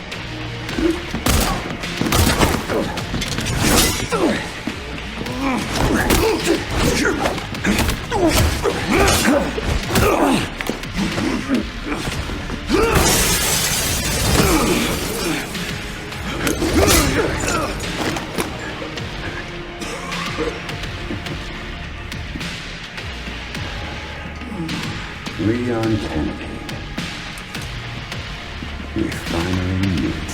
And then you're taken into a bloody close combat situation, which was so difficult. Oh my god, that fight took half an hour, I think. Again, Nick, this comes down to you. I'm sorry, but this just comes down to your gameplay ability again, because it's just the same parry combat that you've been doing, using the parry option through the entire game. I can't parry. I can't block. No, this is where I'm going. It's really. Yeah, I mean, fundamentally, what we should be lining up here, the conversation is that whenever Capcom's making a new game, we say to them, we have this guy. He's the perfect choice to be a game tester for you, and he will tell you what fundamentally works and doesn't work. Well, it was like how many decent mechanics would get stripped out of the series, though. Rob. It was like the Tyrant fight, which again actively encouraged you to parry. Well, fuck that. That didn't work. What are you supposed to parry? His head? Perfectly. You can parry his The parry is overpowered in Requiem. Yeah, I couldn't do it. Massively so. There's a section where the Tyrant fight, he does his massive stab claw, and Leon manages to parry it 4 times in a row. You can hear it go ting ting ting ting ting as it goes along the claw. None of this happened on my playthrough. I was pressing the button. Nothing. Well, everyone knows it. I mean, this is not new information to people that listen or watch watch my streams, I have unique experiences with some of these games, and blocking and Nick just does not compute. And this game nearly wiped me out. And I will, yeah. Anyway, that's me done. Batman, please. Yeah, well, I just think I had a total different experience to you. I mean, when we got out of the care centre and we transitioned to Leon in Raccoon City, it just felt like putting on a pair of comfortable slippers. You know, I thought I felt right at home here. My only criticism, well, the spider fight was good, the Titan spinner. I mean, fucking hell, the spiders in the RE engine are genuinely terrifying. I really struggled with that because, yeah, the spider just looks so realistic. My only criticism was the bomb components, because it just felt like things was just starting to get going, and then all of a sudden everything ground to a halt and we had to go on this really big fetch quest, which was fine, but again it just lasted a bit too long, as Rob said. I really enjoyed the RPD. You know, I'd prepared myself long ago that it was always going to be the remake aesthetic, and I'd made my peace with it. And I think it definitely added to the impact, those of us who've grown up with the original game, that the passage of time was in real time for us. You know, it is 28 years since Resident Evil 2 came out, more or less. I didn't think it would have the impact it did, but I think it helped me because I played through Remake 2 fairly recently, so I still had the image of the station from Remake verse very much at the forefront of my mind. And yeah, I thought the police station was excellent. Really enjoyed it. Did you do the Barry side quest, by the way? Yes, I did. I opened JoJo's locker and found the PlayStation and the is it a Sega Saturn? I can't remember. It's a Japanese Sega Saturn, yeah. Oh, it's law breaking. Law breaking is Resident Evil in my Resident Evil. So I said yes. Yeah, people complaining. This isn't making sense. This Resident Evil in my Resident Evil. I don't like this. Raccoon Zoo tickets was a nice Easter egg, and then I love the little lore tidbits, like, you know, if Elliot Edwards renting a book out of the library, then I'm eating that up. You know, it's such a pointless detail, but I love it. I love how so many people didn't get the code for the briefcase from that photo. No. Yeah. There's all these people going, I couldn't find the code anywhere. And I'm like, did you find the photo? Oh, yeah, I did. And it's like, did you look at the back? Oh, yeah, it said Rebecca's name. I'm like, yeah. And they're like, oh, it's Triple R. And I'm like, yeah. It's so unobvious. It's brilliant. I love it. I didn't get him, but I've seen, obviously, the videos and stuff shared on social media. I didn't get to see Tofu on my run. Oh, yes, Tofu's in it, isn't he? Yeah. Yeah, there's a lot of people complain, oh, this breaks reality. I'm like, it's just an Easter egg, people. Tofu. I still don't know what the trigger is. I decided that because I hadn't explored. I didn't know the first time I played it. I got the hydraulic lift and opened the doors, and of course got the cutscene, and immediately had the tyrant following me.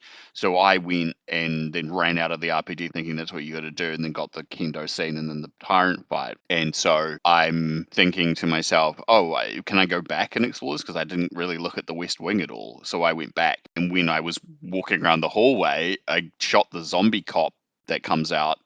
Sorry, no, I'd already done that. Sorry. I went back to where the zombie cop was, and I was like hearing this noise, and I was like, what the hell is this? Boink, boink, boink. I was like, what is going on? Where's that coming from? And then I went back down. I was like, all right, I turn around. There's nothing here. I go back down. I hear it again, and I'm in the briefing room, and I turn around the corner, and all of a sudden I see, come around the corner, and I'm like, it was Tofu. Like, what the fuck is going on? Like, what a weird experience that was. I was like, have I lost the plot? Like, this weird noise, and it was fun. That was an unexpected surprise. Can I just ask very quickly in terms of the RPD, because when I'm approaching it and I heard just that wonderful piano and the original soundtrack, I've got the deluxe edition with the classic audio.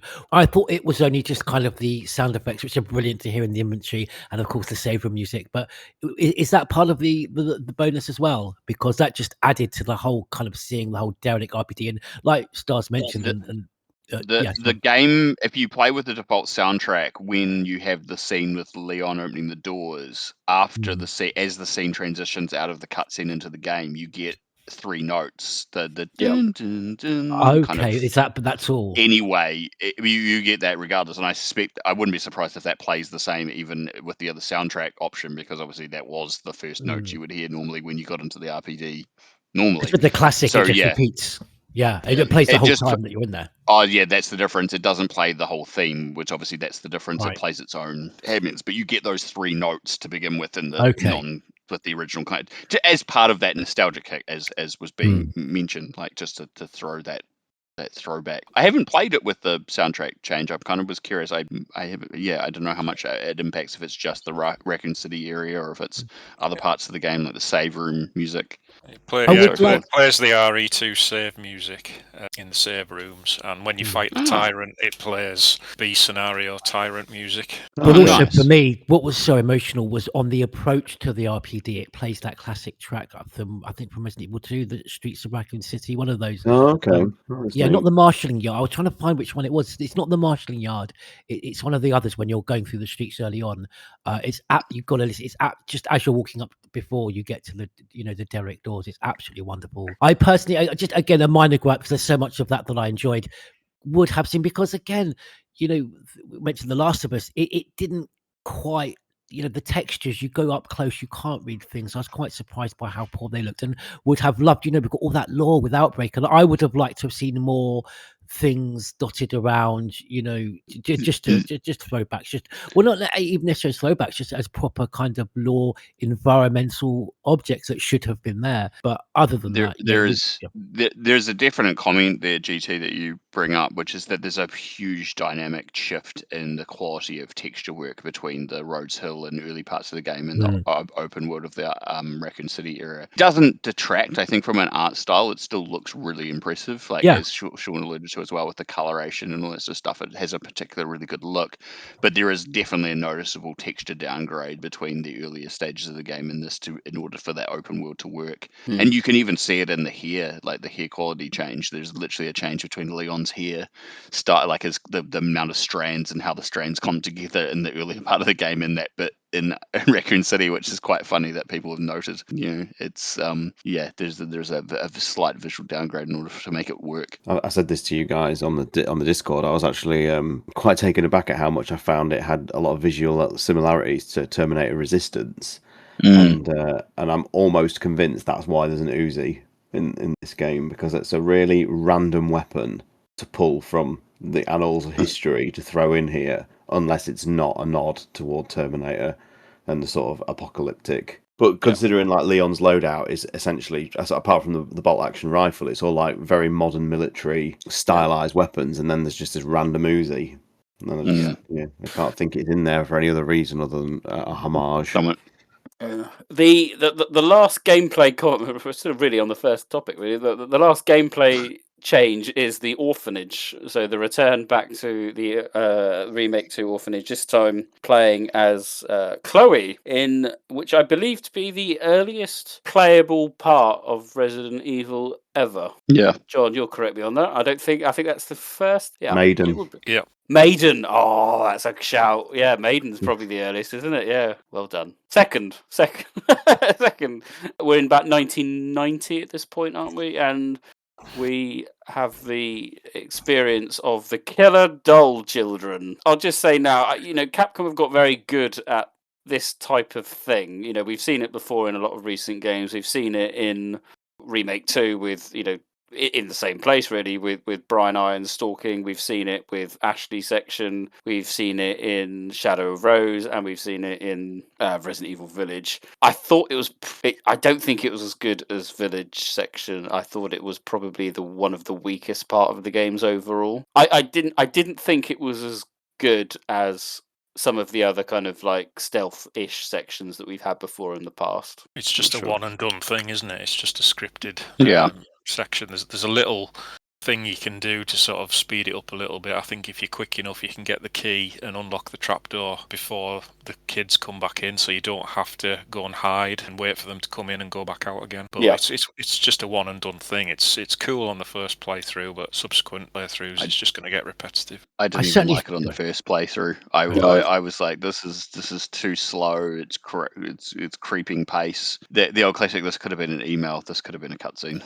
Like, it was just like, this didn't need to be a this didn't need to be a playable section. Like, I can get why you made it a playable section, but it didn't benefit it to me Did you anyway think- at all, and it only gets worse on replay. I thought the kids though definitely worked. There's something extremely creepy. I mean, on the first playthrough, and I only have done one playthrough. GT, don't get me wrong. Yeah, from a creep factor, definitely the giggling and the glowing red eyes and all that is pretty unsettling. But from a gameplay perspective, it doesn't add value to this game at all. I don't know why they keep doing this. Every single RE Engine Resident Evil game has a section like this, which is absolutely painful on repeated playthroughs. They really need to start implementing, like, skippable sections for speed runs and things like that, because it's just such a pace killer. And because it's so scripted, there's no variation to it. And I include, like, Remake 3's extended opening and stuff like that, where you've got to drive the Nemesis off the top of the building and all that. It's just so boring on repeated playthroughs because there's not a single ounce of variation. Well, I was going to mention that because it's come up quite a few times, the replayability, and you look at a game like, obviously Alan Wake 2 and the idea of a new game plus, and not just multiple endings, but is it too much to expect Capcom to kind of have a new game plus system? Could we have had a bit more from this game? That's really not a Resident Evil type thing, I think. Like, to the fundamental underpinning is that it comes down to limited numbers of endings, sometimes one ending, sometimes like with Requiem where there's two choices. Like it just fundamentally doesn't work, I guess, the way that it would be great if it could, but it's just not that. It's not this franchise to have like ambiguity and multiple ways to play a thing in order to unravel the story. That's just never been part of the franchise, and I can't see them changing that.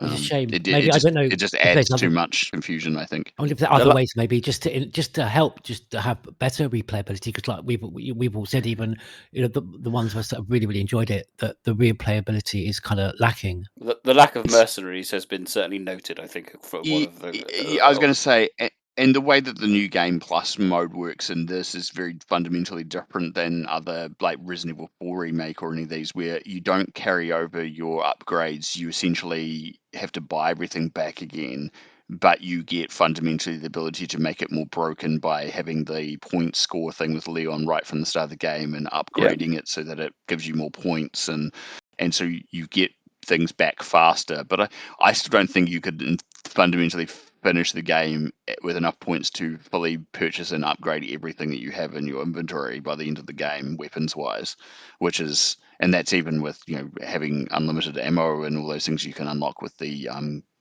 points that you get outside of the game for achieving various goals. So yeah, it's a bit broken in that regard as well, which probably doesn't encourage replayability the same way that even say something like Resident Evil 4 remake would. Okay, then let's talk then about some of the enemies. I want to talk about the characters, but I think we can talk about the characters moving into the lore and storyline, because I know people are very eager to hear what we think about the general storyline. But I wanted to talk about some of the enemies. We've already touched upon some of them, and the others that appear. Was there any other creature that you I mean, we can talk about the zombies themselves. I love the fact that this is probably one of the best zombie games, certainly the best Resident Evil zombie game we've had since arguably Code Veronica remake one. Personalities.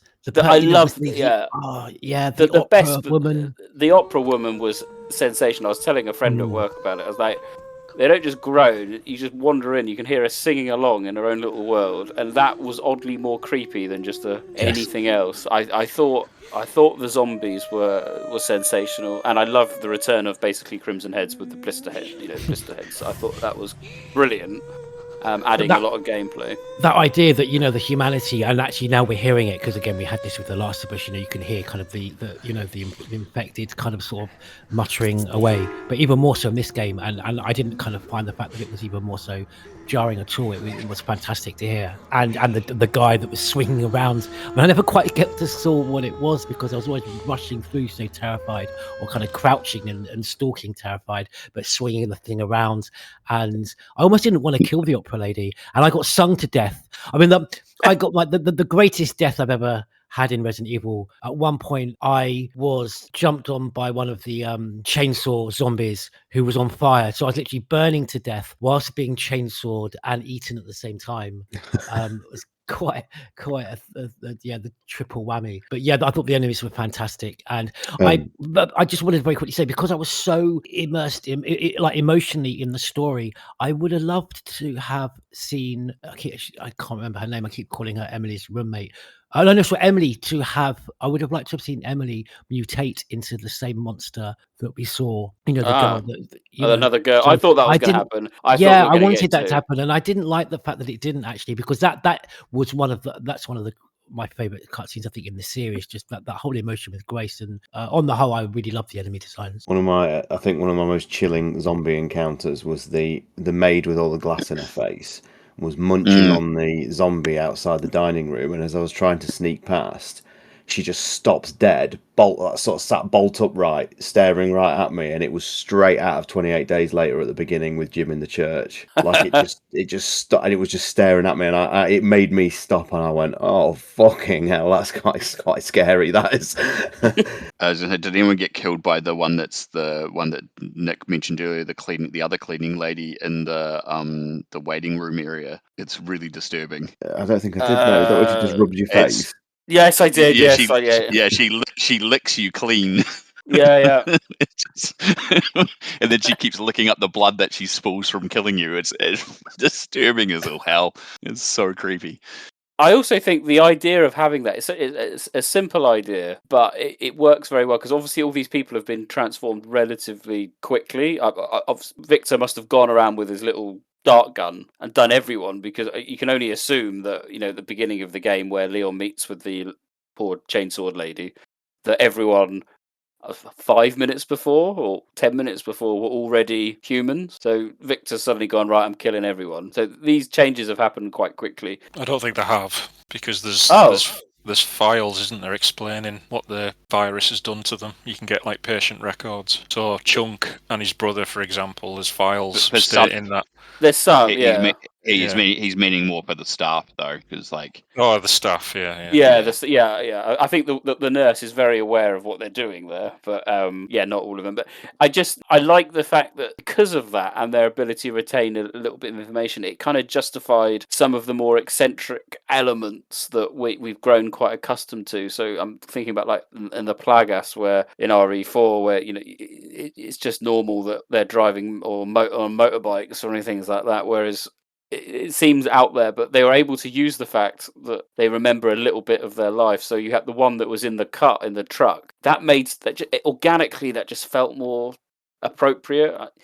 It's only such a small moment. And he was just sitting in there and he's like, drive, or whatever he did, and out of my way, because that's what he did. Everything about that just seemed a lot more thought through.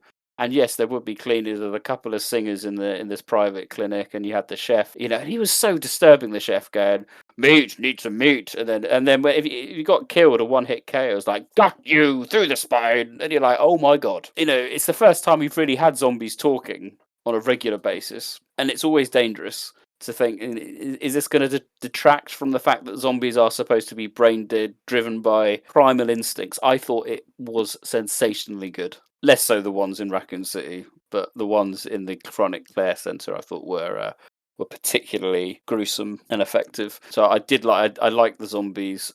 I liked we've already talked about the Blisterborn. I thought he was cool, or she was cool. I liked Chunk. I like the girl. I like most of them. I like the lickers and the way they sort of redesigned them to look more like the ones from the original Resident Evil 2. Yeah, so these are beta 2s, aren't they? They're upgrades of the RE5 ones. Yeah. So they say. And the Tyrant, I think, was quite cool as well. A couple of improvements on there. The only one I wasn't a bit... the new dogs, I can't remember what they're called, but they're in it for such a short period of time on the motorbike. Then not a lot to write home about. But was it Plant 43, as you go in towards that felt a little... It was almost like recycled bits from Shadows of Rose. A little bit. Yeah, well, it's almost black. So when its tendrils first started turning up, I thought, oh, the mold's in this. But no. But yeah, I didn't think that was needed, that section with the plant. It just felt a bit pointless. Yeah, also it's easy, but it was tactically obvious what you had to do. But Sean, Rob, other enemies that stood out for you? Tyrant. You like Tyrant, yeah, of course. I like the fact that it was, apart from the wrinkles on his face, the coat it wore was more in line with the original design than the remake one. Yeah.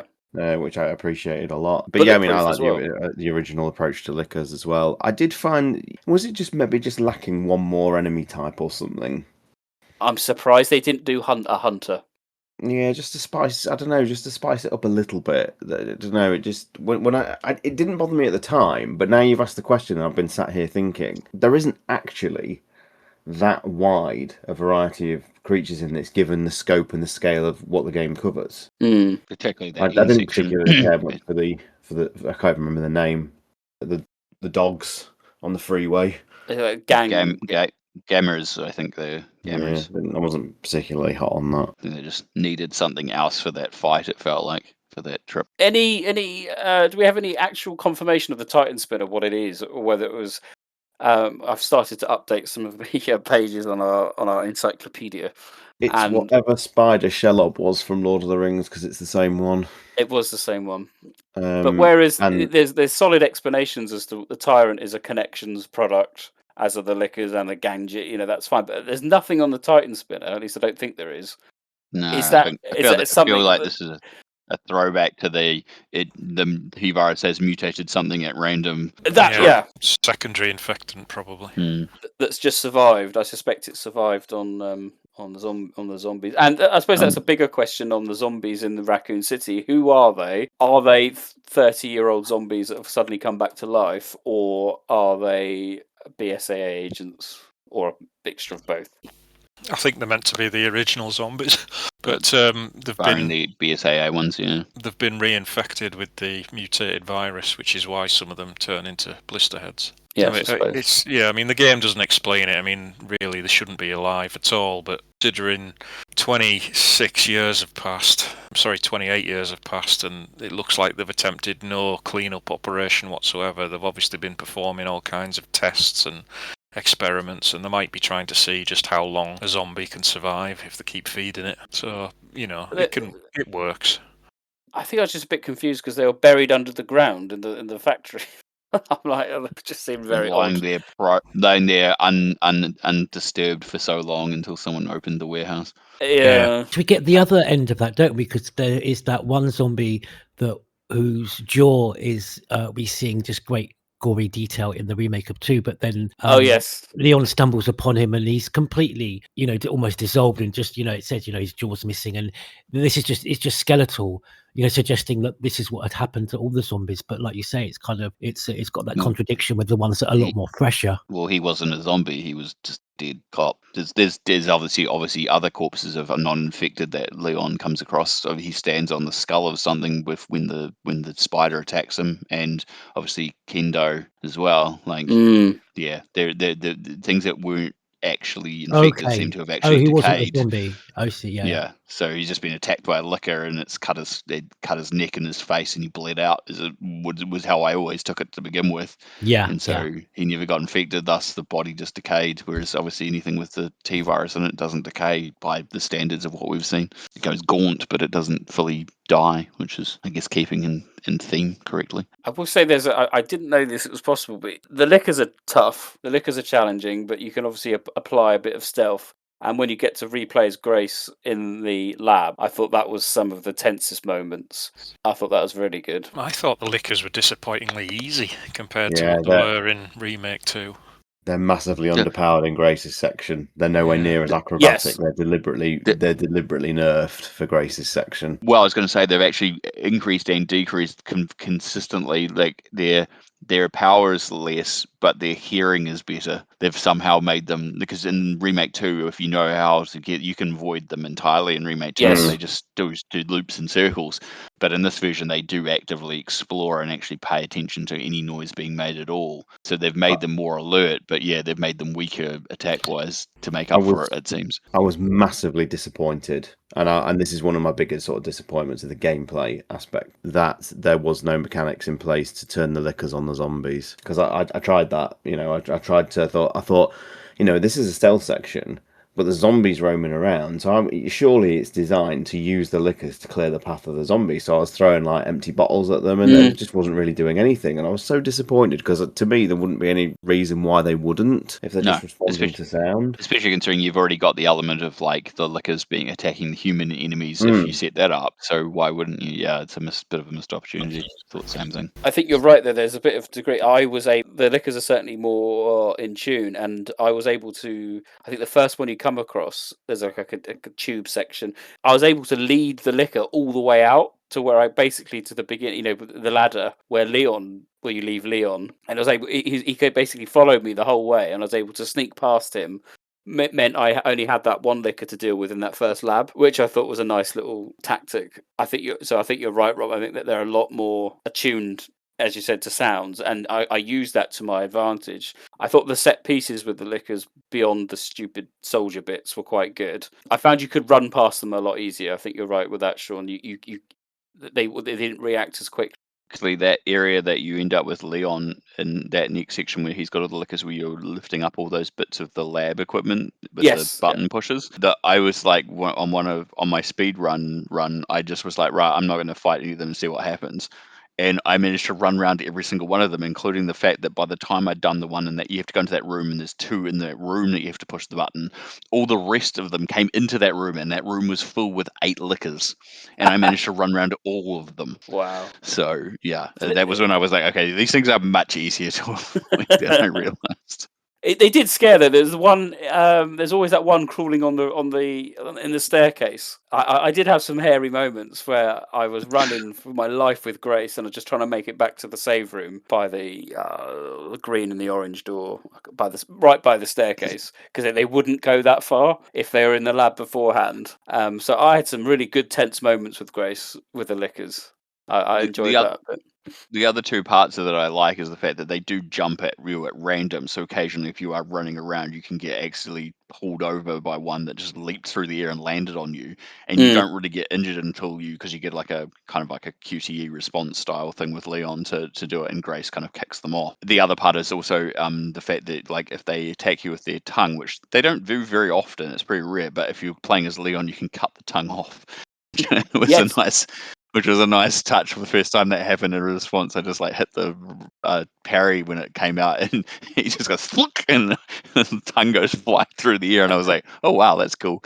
Wasn't expecting that. I suppose I've had my moan at Hunk. Did anyone else want to comment on Hunk as a random appearance and boss battle? We think he's still alive. He's still alive, isn't he? Because his body's not there. I think the problem was it was just he appeared so suddenly, which was obviously a shock, and then he was dispatched so quickly. I think it would have worked better if he'd turned up earlier in the game, just so you knew he was there, and then you were obviously expecting him to come back later on and have his little confrontation with you. I had no objections to him coming back. It was just the randomness of it, how quickly the battle was. The writing was so wank. It was so shit. I Mr. Death. Oh, don't. I was going to say, alternatively, it would have been a case where he turned up and you had a little fight, and then he, it escapes and then comes back and attacks you again later on, and it's kind of staged over like 3 events until it gets to the final fight, and each time you're kind of weakening each other more and more. Would have been quite a cool way to do it. But I thought it was fucking hype, Nick, and I loved it. He loved it. I don't know. It felt like a poor man's Krauser. I did. I thought it was awesome. I thought it was, like I said this as well, didn't I, to you guys the other day? It felt like an MCU moment. Like, that would be the moment in the cinema where everybody hoops and hollers at the screen. And I do agree the actual dispatch of him is far too fast. It would have been nice if they just lingered on it a little bit longer. Maybe as in the form of a cutscene or something, just because it's the end of an iconic character, or maybe not, because as people have pointed out, if you go back to that room or look at it from the look back into the room from the gantry above, he's gone. It's the only corpse in the game to do it, because the death, Nick, cannot die. Yes, thanks. Even if he gets an axe to the neck. I do just want to say something, and I don't want to offend anyone or anything like that, but the Resident Evil fandom does have an issue at the minute of thinking characters aren't actually who they are.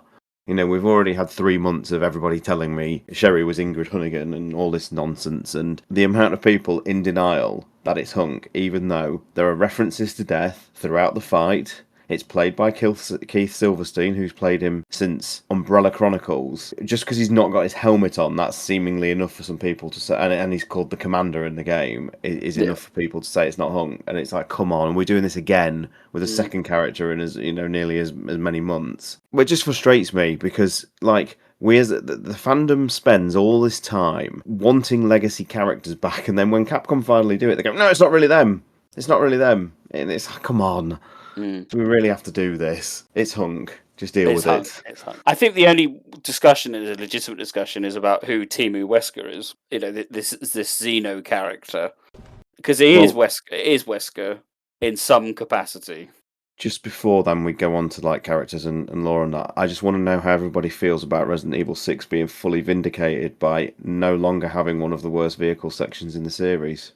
Oh, I didn't mind them. I think it's better than the Resident Evil 6 ones. I don't think it's I'm halfway trolling. But like, it did take me out a little bit. I was laughing. I was chuckling at the screen all the way through it, especially as it just got more and more ridiculous as Leon's literally riding up buildings. I thought we were into Paul Anderson verse all of a sudden. He's literally flying through the air to pose for a very stylistic shot of the crater in the background. And I mean, it's bonkers, and that's kind of what I like about the sort of games like Resident Evil 6 and things like that. But it just amuses me how much people have given this a free pass. Whereas RE6 got torn to pieces for vehicle sections. And don't get me wrong, they are terrible in RE6. The worst thing about the game by far. It just made me chuckle that we're here again with completely bonkers action. And, I was just laughing so much at massive Victor on a tiny little dirt bike. It just did not expect the direction of the character to go like that, with him wielding RPGs one-handed. And it just, considering how grounded and weird the character was at the early stages for the Grace game, to now see him as like a Bond villain on motorbikes and stuff, it just completely bonkers. Yeah, that's where I lost interest in Victor. Yeah, because he's quite cool. I love the talking of Bond, actually, there is an interesting moment, isn't there, with when Leon's being held captive by Victor. It reminded me of Skyfall, with that kind of like he's touching him. Silver, very seductively, and he's like, oh, this is uncomfortable, for Leon. I was like, he was a bit unsure what was going on. He can only comment on his toothpaste, or lack of. We can talk.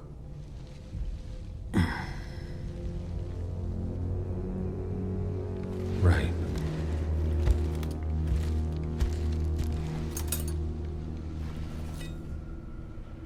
Or we can begin your treatment. Silent treatment, I hope. You're an investigator, right? We'll investigate. What do you want to know? Is this where I conduct my research?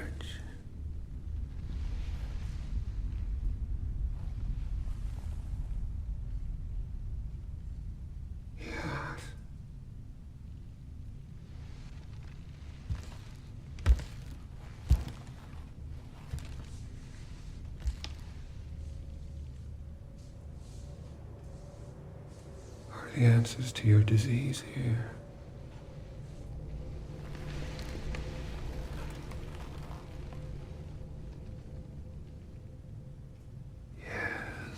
I do have a question.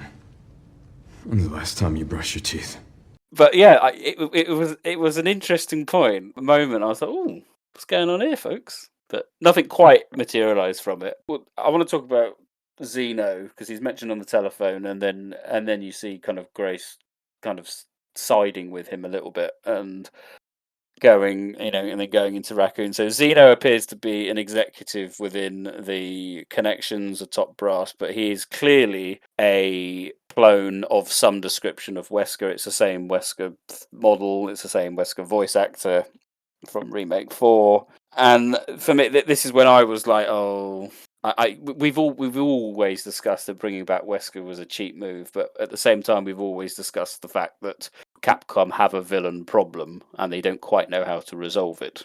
This is how they've done it. I'd love to know what everybody's first initial reaction was when that shutter door went up. How did you feel? I nearly threw my controller at the telly. If we didn't have such a big, expensive telly, it would have happened. I was like, bloody hell. Yeah, it was awful. I think by this point, it's been so teased and desired for so long for them to do something with a Wesker like again that I wasn't surprised by it. It's like I'm not happy with it. It's certainly as we now get to the nitty gritty of the podcast. This is a story point I'm not hot on, especially because it ultimately doesn't really go anywhere within the game. That's to clarify. My "oh no" was a reaction to the fact I was like, it was those bastards. They did it. I can't believe they've they broke stooped this glass low. in case of emergency. Yeah, exactly. That was the reaction. It wasn't that it was. I mean, it's the same as you. I'm not at all surprised they did it, but I'm like, I was hoping that they would resist doing it, and they didn't.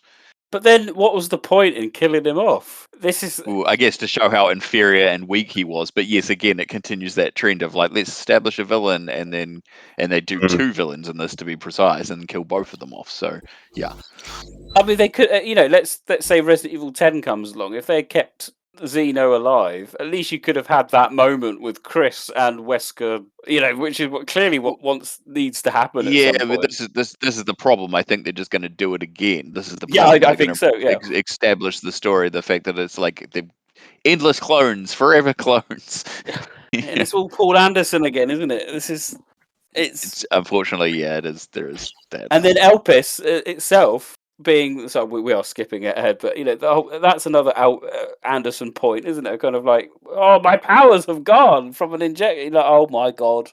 I have seen some. I mean, I've not seen the final chapter before, but I have seen quite a few people online and whatnot, and even on our Discord say like aspects of this are like a video game version of the final chapter. It's set in a ruined raccoon. There's a big motorbike bit. It's got clones and even the visual style is to the movie. Then the visual style of Raccoon isn't that removed, except it's more destroyed. The irony of like many years of Anderson and Mila Jovovich saying, this and this inspired the game, and it's just like, well, that's just a reach.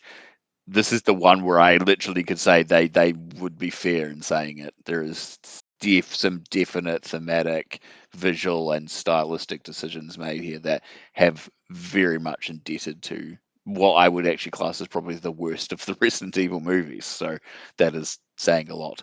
And as Nick's alluded to too, with the blood thing. So yeah. Covert military units from every country on Earth come to Raccoon City for one purpose: to find Elpis. What is Elpis? The power to upset the military balance of the world. The last virus, created by Spencer. Designed to control human consciousness. Mind control? They couldn't let it be stolen, so they launched the missile strike to hide it. To hide a virus? Why do something so extreme? Extreme? Is it? When the president tried to investigate, they had him assassinated. And you are the key to retrieving Elpis. Emily. In a way. But not the girl you met.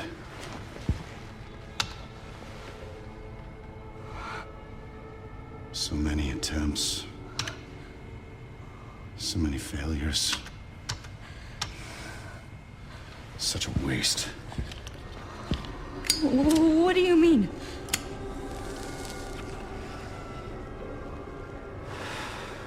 Copies. Crafted to duplicate you.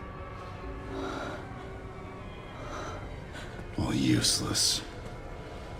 All scrapped. They each have their own sad story.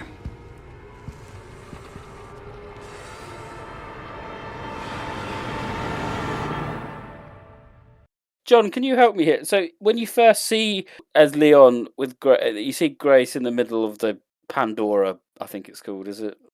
Pandora's box, and then Timu Wesker's there with Grace, and then they have that he shoots the thing, and then they escape, and blah blah blah blah blah. And then by the time you get back there, Wesker's like, the prodigal daughter returned. What? I unless I missed something, I don't understand why they were going back. Oh, they're going back to destroy Elpis. So why did they shoot it in the? I don't understand. It seemed like a whole pointless exercise when they were there ready to destroy it in the first place. What they could have done. Well, they had to escape, didn't they? Yeah, I think they were thinking. Yeah, I think they were thinking of escaping and avoiding the whole conflict. And then once they ended up down the bottom, realizing that the only way out was actually to go back and destroy it. There was no other choice of escaping. So it was just a bad decision, I guess we chalk it up to. But there was inherently an intent there that backfired. And of course, Leon at that point is getting worse and worse, because that's the thing that probably was a bit shocking. Is he goes from he's not in great shape when they arrive. Don't get me wrong. But like by the time he gets into that basement, but just after they've collapsed, it's almost like night and day difference of how bad he is. Like it's like when he gets down to that thing, and then all of a sudden it's like, yeah, I've got to get back up, and it's like, yeah, it would have been a lot easier if he just didn't do that to begin with, and then Grace just did what she ends up doing in the end anyway. But yeah, this extends the gameplay out by another like hour or two, depending on how quick you are at playing. My main problem with Xeno, as things stand right now, is don't understand why he has to be a Wesker. He could just be, a new Derek Simmons type character, and it wouldn't have affected the story whatsoever. Or even the middle ground, I would have been like, he was something to do with Umbrella, the same as Gideon was, and then like there's some connection there, or some connection to the Wesker children thing, and I would have been like, that would have been at least much more acceptable than just making him a straight up clone. Yeah, I just wanted to only come in just to add the fact that I was really hoping it was a Wesker children link. Perhaps the return of Derek Wesker, but I didn't know. I did that, like you say, no. But that would have, all joking aside, that would have had, the connection. Obviously, we Lost in Nightmares and the father and Alex. It would have had a little bit more anchorage in the series. But so obviously, I mean, when I saw him, I literally was like, sort of like Charlton Heston at the end of Planet of the Apes, when you see the Statue of Liberty, like I can't believe they fucking did it. Yeah, and like you say, just to kill it, and if you're gonna bring him back in any kind of incarnation, surely the point, like you say, that this series has always struggled with what to do after, post Wesker. Why not keep him? This is why bring it back to then just kill him off so quickly again. I mean, he's literally beheaded. Yeah, the weakest point of because I just wanted to break what you say, because I did say at the beginning, and I have up to this point, really did enjoy the writing on many levels in this game, but probably the weakest point of the writing in the game, definitely. I think so. Even though I don't like the idea of him, I don't like the concept, I actually thought he was quite well done. I appreciate the subtle differences to Wesker, like the cigarettes, and the voice actor Craig, I forget his surname, apologies, he was really good in this, because he sort of played generic bad guy Wesker voice in Remake 4, but I thought he was really excellent in this. He had a character, yeah. That's the thing about it. That's the thing that probably makes it the worst, is that as a fleshed out character is actually not bad as a performance, as a style. There's enough subtle differences, there's enough design differences in the character, but then it belittles, exactly as you were saying before, the idea that they couldn't have just made this a different character. They could have even had him still be the voice actor as this character, as a new character, and it still would have played, because it's a character, and that's probably the thing. And it feels like the killing off thing is just to show that he's an ineffectual failure. He's not as strong as the originator, and it's pointed out even in the dialogue. It's like, I wish they'd played into that a bit more. With him sort of rejecting the idea that he's an inferior clone, and he was better than the real thing, so to speak. I kind of wish they'd leaned into that a bit more. It also adds this whole element of like, why the hell was he in charge? Like, how did this happen? What's the connection? What's the backstory? This just adds way more questions than I think they'll ever have answers for, or at least good ones. Well, sorry, I was just going to say that's a funny parallel back to Code Veronica, because when they first brought Wesker back, we were all like, right, how have they done this? And the game just did absolutely nothing to explain it. And they've just done the same thing here. Exactly. The clone angle altogether is a worry for me with regards to the sort of wider lore, because you've had various viruses and things like that in the series to try and achieve godhoods and immortality and stuff like that, but yet in the 1990s we had clone children running around seemingly impervious to harm. This kind of unlocked traditionally Resident Evil's treated cloning very subtly, with the Alfred and the Veronica Project, and then the Sergei clones for Tyrants.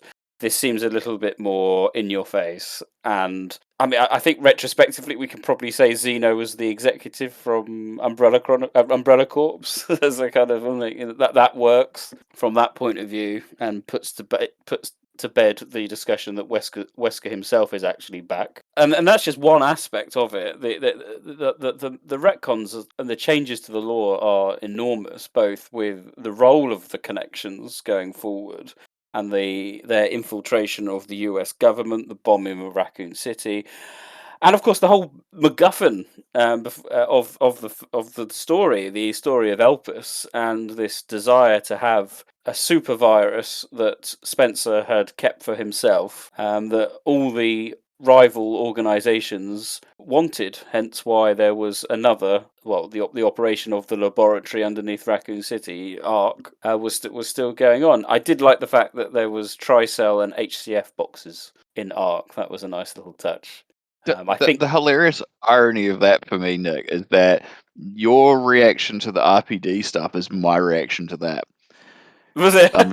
Because I'm just like, oh, they're just lying there. Oh, it's like, I'm just like, this is the most laziest way to put this connection. There's a box labeled HCF that's like the same generic box they've had all through those environments in Raccoon City. They've just changed the label on one side, and a Tristel barrel that they've repurposed from earlier games, and an Umbrella logo on another box. And I'm like, this is going back to when I had the rant about, like, you just environmentally tell storytelling by slapping a bunch of Umbrella logos on stuff that we said in the Umbrella Corps episode.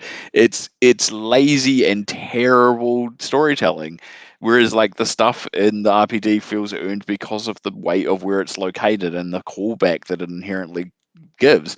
This does not have that weight. It just is like, oh, here's a bunch of logos and we'll slap them on, and then it's like, oh, and then Leon's like, well, that makes sense, and I'm like, does it? Does it really?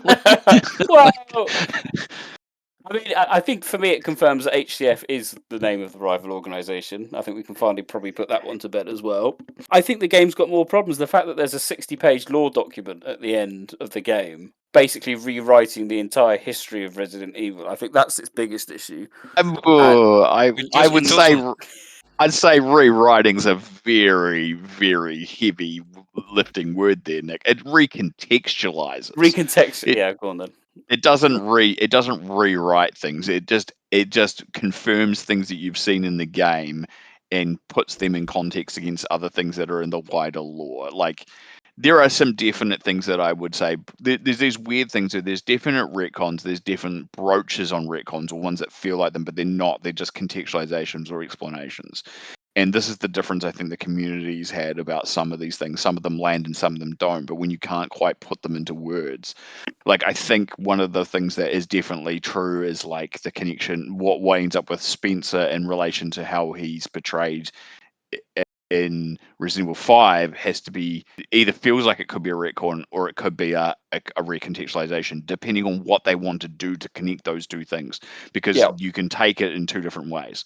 And so in one way, it's a complete retcon, but in the other, it's just context. And there is a lot of that through a lot of these things. That's the problem. And then you muddy the waters by having the original series and the remakes as well, and then what coexists, because a lot of people's minds, this is clearly saying, oh, the remakes are the narrative only. It's like, well, no, actually the game doesn't outly explicitly say that, other than it's like a context of certain elements, but it doesn't take away the ones that already existed elsewhere. Like, one of the conversations I had was like, so the OG RE2 doesn't have an orphanage. The remake only has an orphanage, but we return to that orphanage in Requiem. So clearly that means that Resident Evil 2 remake is the preferred thing. It's like, well, no, not necessarily. And I'm not saying that it belittles either one, but it's like the context of the orphanage that exists in Requiem is self-contained. So regardless if you played only the OG Resident Evil 2 or the remake Resident Evil 2, you get the same thing out of Requiem's events of the orphanage, because it's all self-contained to the events of that. So it doesn't deny or include either version. It allows you to still incorporate all versions, which means Capcom continues to be non-committal in some respects. Like, I must say, actually, Rob, just to follow up on the point you've just made there with regards to remakes, everyone knows my stance on it. I'm not going to start this afresh, but what I will say is, outside of that singular moment and obviously the RPD being the remake RPD, but outside of that singular moment with Leon in Kendo's shop, they actually don't like double down on remake stuff. It's No, still you're right. open. Yeah. You know, there's no like, you know, there isn't any Dr. Bard references in you know, in reference to your video that you did, Nick. You know, this was the great fear of like when we finally get a Legacy sequel, you know, will it be littered with references to the remakes and thus give you a very much a through line that the original games can't happen, and they kind of sidestep that a little bit, and I'm pleased they did, because there are moments which obviously don't fit with the original timeline of events, but they're fleeting enough that you can headcanon your way around it, and it doesn't cause It's any not too. No, problems. you're right. It's not too bad. I think they are purposely quite careful in what they did. They knew they're going to do some RPD stuff. They knew we can't avoid that, and we want a Kendo moment, and I get that. Yeah. At the same time, they did do a lot of changes, like, you know, saying Marcus defected to the connections and things like this is the recontextualization that you were talking about, Rob. And Yeah, it is, and then and how that's what that I mean. fits Like, in. it doesn't change Marcus's situation in that he No. still was. His character hasn't fundamentally changed. It just recontextualizes what he was actually doing. So it's not technically a retcon. It's just an explanation as to going further beyond what we already knew. That he was, you know, obviously not happy with Spencer and the things that were going on, and he essentially, it makes sense that you'd defect if you had an opportunity and you are unhappy with the way you've been treated and being ousted. Of course, you're going to do that. So it actually makes sense. But the thing is that I was about to say as well is that the opposite is also true. Like just like Sean was alluding to, they haven't gone heavy on the remake lore, but they have also added stuff that only existed outside of the remakes, which, you know, like Alice is a perfect example. Like Spencer and all the history of Umbrella comes back into play here, which obviously doesn't have a huge amount of actual level impact in these remakes. They exist outside of the remakes as part of that context. But this specific information that if you've played earlier Resident Evil games that are older than the remakes, that you'll get more information out of. But they're not inherently reliant on that either, because they're already taken in context of this game. So just because you know, you've got a character from Resident Evil Outbreak doesn't rely on that element. It's just a nice little bonus for people who recognize that character. And the stuff of Spencer that's in this game is explained within the context of this game. But if you know the character and the history of Umbrella, it's not a problem to be included either. So it's a very heavy tightrope they've walked, and somehow they're continuing to do this. I don't know if you can I don't know if they can do this forever, but they've somehow managed to just keep within the lines somehow on this game. And I don't know if you can do this forever, but for now they are very wobbly, but somehow kept tightrope. And I don't know if this will continue, but it's been very interesting to see. But I think, there's a difference between retcons and recontextualizations that people need to realize quite heavily. And there are some of both, don't get me wrong, but the retcons in this are limited compared to the recontextualizations, I feel. Things are more expanded on than they are replaced. One of the more And this would, sorry, one last point. This would happen regardless of remakes, let's be honest. Like, take away the remake elements, things change in these narratives. We get a new game and we get new information. That's nothing unusual, and things get changed, and someone comes up with an idea because actually that's better than what we used to have. So like the Brandon Bailey thing's a perfect example of something that they changed, added to, and then have gone, well, that probably wasn't a good choice, so we're going to recontextualize that as actually that was a unfounded rumor, and we believe it was overstated, because it was overstated. So they're being kind of truthful, ironically. So I get the consternation, but I don't think it's nearly as bad as perhaps people think. At the end of the day, they're going to chop and change. You can only take what's in front of you is what's going forward. It sucks, and I don't always agree with it, and neither do all of us. But I think in our old age, being embittered about it's probably not going to help us, because it's a 30-year franchise. The fact that it's got any levels of continuity in it at all is damn impressive, and we should be at least acknowledging that fact that after 30 years, they still want to try and tie some things together, because I think that's what the walkaway is from it. So rant over, I promise. Yeah. I will say to all you lore fans out there, of course, one of the primary reasons our next podcast is going to be the big lore discussion. This was very much like a teaser to what we're going to talk about. That's not to say we finished, far from it, but there is so much to talk about with Requiem's lore that we feel the whole podcast is required. But I suppose we could probably finish in terms of character story, that kind of thing, with Elpis, really. And I like the fact that all these rival companies are kind of going after it. What's Elpis? They don't really know, and they're all kind of going, "Grace, you're the key, you're the secret," and she's just not. And I just found that quite funny and quite a brave decision. I like the irony that she isn't and she is, if that actually makes sense, Nick. Because, like, in the end, she realizes what the answer is, but it means inherently, because of the information that was imparted to her by people, but it's kind of fitting that it's not for the reasons that everyone thinks it is. Yeah, absolutely. And again, it's an interesting idea. So the Elpis being this kind of super virus, yes, but a virus that will nullify all viruses. It's a super cure that was, what, John, was it, if I remember correctly, it was actually developed in about the 90s. Is that right? It started in the 80s and finished in the mid 90s. Which is odd that by this point you've got this super virus that Spencer decided, and I get this bit, he kind of recognised the power of having a super cure and almost anticipating years ahead that there could be a bioterrorism race, and he wanted to keep it as like this kind of ace up the sleeve.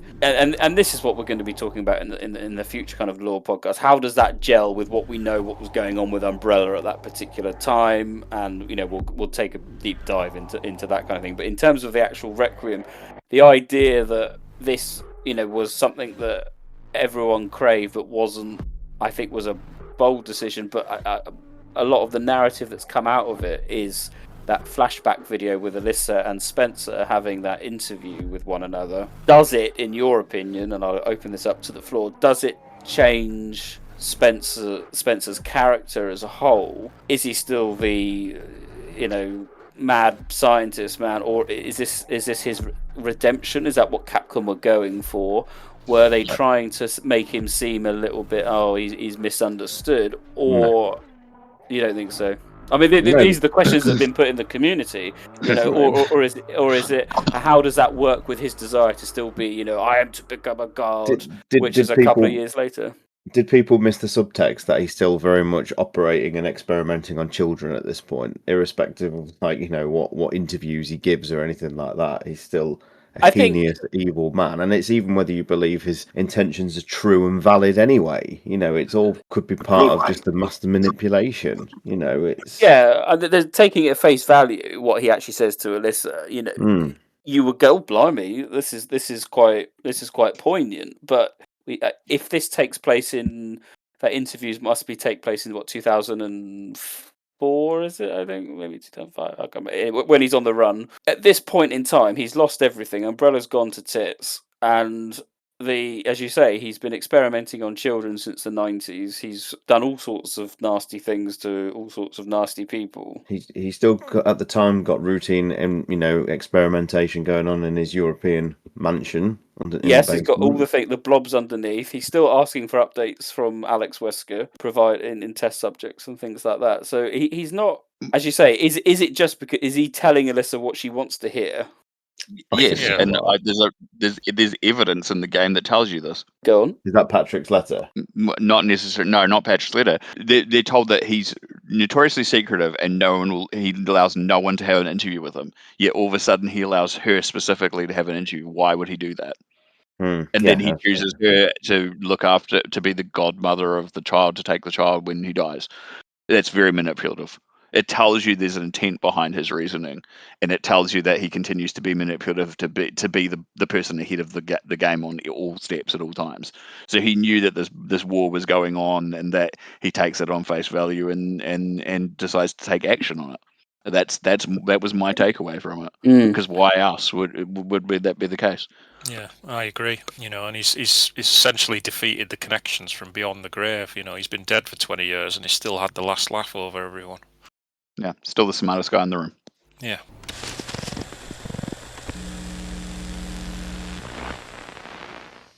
What kind of legacy do you want to leave behind? My research opened Pandora's box, unleashing disaster upon the world. Except Elpis, the goddess of hope? Or so the myth goes. A blind hope. What do you mean? Humans cannot predict when death will come for them. This is why they have hope. I was wrong, and I am plagued by guilt. Happiness cannot be achieved at the expense of others.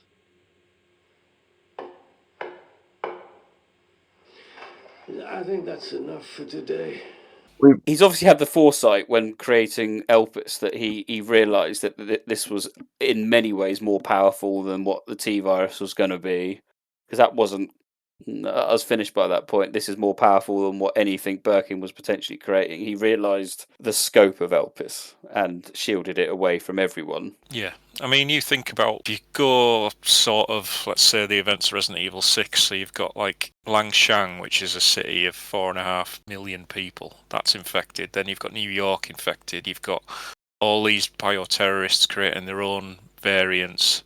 And there's this whole sort of bioweapons arms race going on. And then Spencer could just nullify it all instantly. The only reason he doesn't is because he loses access to Ark when Raccoon City is bombed, which is part of the Connections plan. So I don't think Elpis was developed with him suddenly developing a conscience and thinking, shit, I've done all this evil stuff, I need to fix it. I don't think that came into his thinking at all. I just think when he's given that interview to Alyssa, he's definitely manipulating her, and if we are going to get story DLC, I'm sure there'll be a further twist to the tale. You know, yes, there probably is a little element of redemption in there. You know, he's lost everything. He's a bitter old man. He's realised he's failed. So we've already seen a bit of that in Resident Evil 5 when he lets Patrick go. You know, it shows that rare act of compassion. So I don't think it's as character breaking as people are making out. I agree. I think it's that thing of like he lost Ark, so he enacted a plan to figure out how he could still essentially gain control of Elpis for whatever means, because he wants to be in the end, whatever ends up happening, he wants to have had the legacy of holding the ownership of the bioweapons and being above everyone else. Inherently, that is also being an act of God. Like, it's being in charge, it's being above everyone else. And so I think it continues to be a through point of his character too, when I looked at it under those lights, like that he's still, as I said, the smartest guy in the room, the big cheese, the one in charge. And that also adds a certain level of legacy, which is ironic considering this is someone who wanted to live forever. He kind of inherently will do so through this action, because people will know who he is and what he did, which is kind of, there's a sort of like weird hubris to it, but like weirdness of ownership to godlike status, because he's the one that inevitably will end up saving everyone, which is a bit of a weird way after it all happens. So yeah. And then they're able to use Elpis, obviously, to save from RCS. Well, we haven't gotten through the whole podcast and not talked about this yet. I know. this massive plot point of the game. And that, just want to sort of ask you guys, like, how do you, the machine that produces the Elpis vial, is that a machine that can make more? Is Elpis just literally the samples we see and that's it? Can it be recreated? I mean, there's so much vagueness about how you're going to applicate it now, because the game is so, one of the annoying things about the game for me in terms of its story, and I don't know whether DLC will elaborate on it, but is the lack of sort of information we're given about like the Raccoon City syndrome. Is previous heroes affected? Will everybody now be okay? Is every single survivor we've seen from every previous game, all the Outbreak cast and everything like that, like Linda and all these people, have they all got the same infection, and will they now all be okay? Or is there only a limited amount of doses? Or, it's... The vagueness is frustrating, and my takeaway was that because they didn't grab all the vials and they injected Leon, they're going to have to recreate it as from antibodies from his body. All right, okay, yeah. There's only two. I think she only grabs two, and they both get used. One gets taken off her by Zeno, and then she uses the other one on Leon. So when Leon says to Sherry that he's got a dose with her name on it.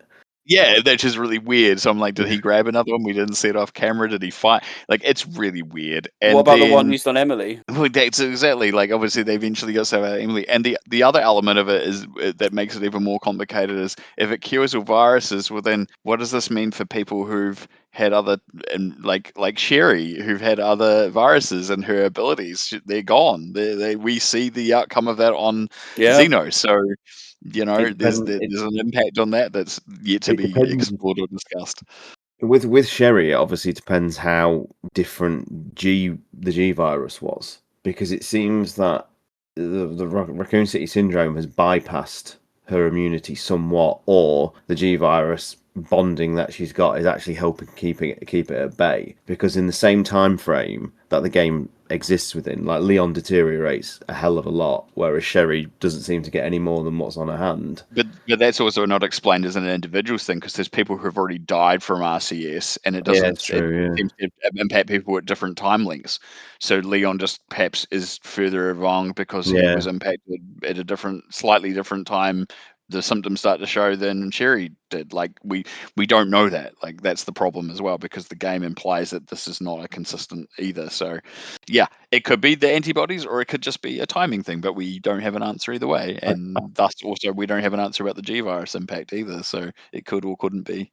I cannot see how you're going to be able to create DLC to this game without addressing, like, big elephants in the room, like other legacy cast members, level of infections and things like that. I think you just not almost deliberately withholding this now from the fandom, because people are already asking about, like, Claire and Ada, and they're not wrong to ask. You know, because people care about these characters. You know, part of the reasons why this series works is because the characters mean so much to so many people, and so questions are going to start getting asked if they don't get their answers. Well, especially for something where, like, Claire doesn't even get a mention whatsoever in any events related to Raccoon City. She's a charm. I know she's a charm, but that's not good enough. It's not good enough. I mean, I can understand the Ada stuff, but definitely for Claire. Yeah. Rest assured, we will go into this in a lot more detail in our next podcast. We just wanted to, you can't review the game without talking about some of the consequences, and there is certainly lots to talk about. I think when we did our Village review, we were like, "Oh, there's lots to talk about." I think this eclipses Village in terms of talking points, and we'll see how it goes on from there. What choice people made the first time on the choice of the yes, the ending. Yeah, we can't talk. Yes.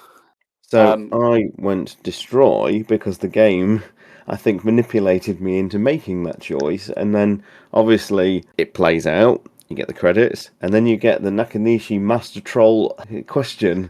Do you want to revert what you've just done? You better have fucking right. I do, actually. Yes, thank you. I thought it was great. I thought it was a great little. So I take the assumption that all the rest of you did the same thing. Am I the only one who seemed like to make the dumb decision, but ended up being the right one? No, I released it as well. When I watched the Spencer flashback video, I thought, oh yeah, release it. Yeah, that was what got me too. Oh, brilliant. It's hilarious. I see Nick and Sean, you'll both be emboldened on the idea that at least the majority of people out there seem to have made the same choice from the RENet stats. Yes, I saw it's 54%, wasn't it, or something? Yeah. And 56. Yeah. That just tells you that like, he knew. Nakanishi knew people were going to do that, which is why it's so hilarious that option immediately comes up before you can even get back to the title screen properly. Yeah. We can talk about the final boss with Victor's transformation, and again we had some terrible writing at this point when Leon comments about the fact, "Oh, it's a nemesis," and I honestly, I just erased it from it. He says something like, "What is he like? Oh, it's it really is so relentless." You're so relentless. I was like, "Oh my god, kill me now!" That'll explain why you're so relentless. Yes. And again, it's not clear, but yeah, Victor is infected with the Nemesis Gamma parasite, which I like to think canonizes the Nemesis Beta parasite from Operation Raccoon City. But that's neither here nor there. What did everyone think of the final boss fight? I said, out of all of the boss fights, I felt this one felt a little bit staged and a little bit too similar, really, to the Nemesis fight from Remake 3. Yeah, it's a bit lazy. Yeah, it's very easy. I didn't even realise he produces a rocket launcher. I killed him off before he even did that. Does he? Yeah, he can. So, okay, it depends on how long and also the difficulty mode, I think. But yeah, he pulls out a rocket launcher, and the irony is you can deflect the rocket with Leon's knife. Of course you can. It's hilarious. The first time he fired it at me, I did it, and I was like, "What the?" I was like, "I'm gonna try this, I guess," but because I could tell he was gonna fire it. But yeah, you can if you knock it out of his hand, then you can use it against him straight away, and it basically nullifies the first round of the fight as soon as you hit him with it. Like, it just goes straight on to the next part.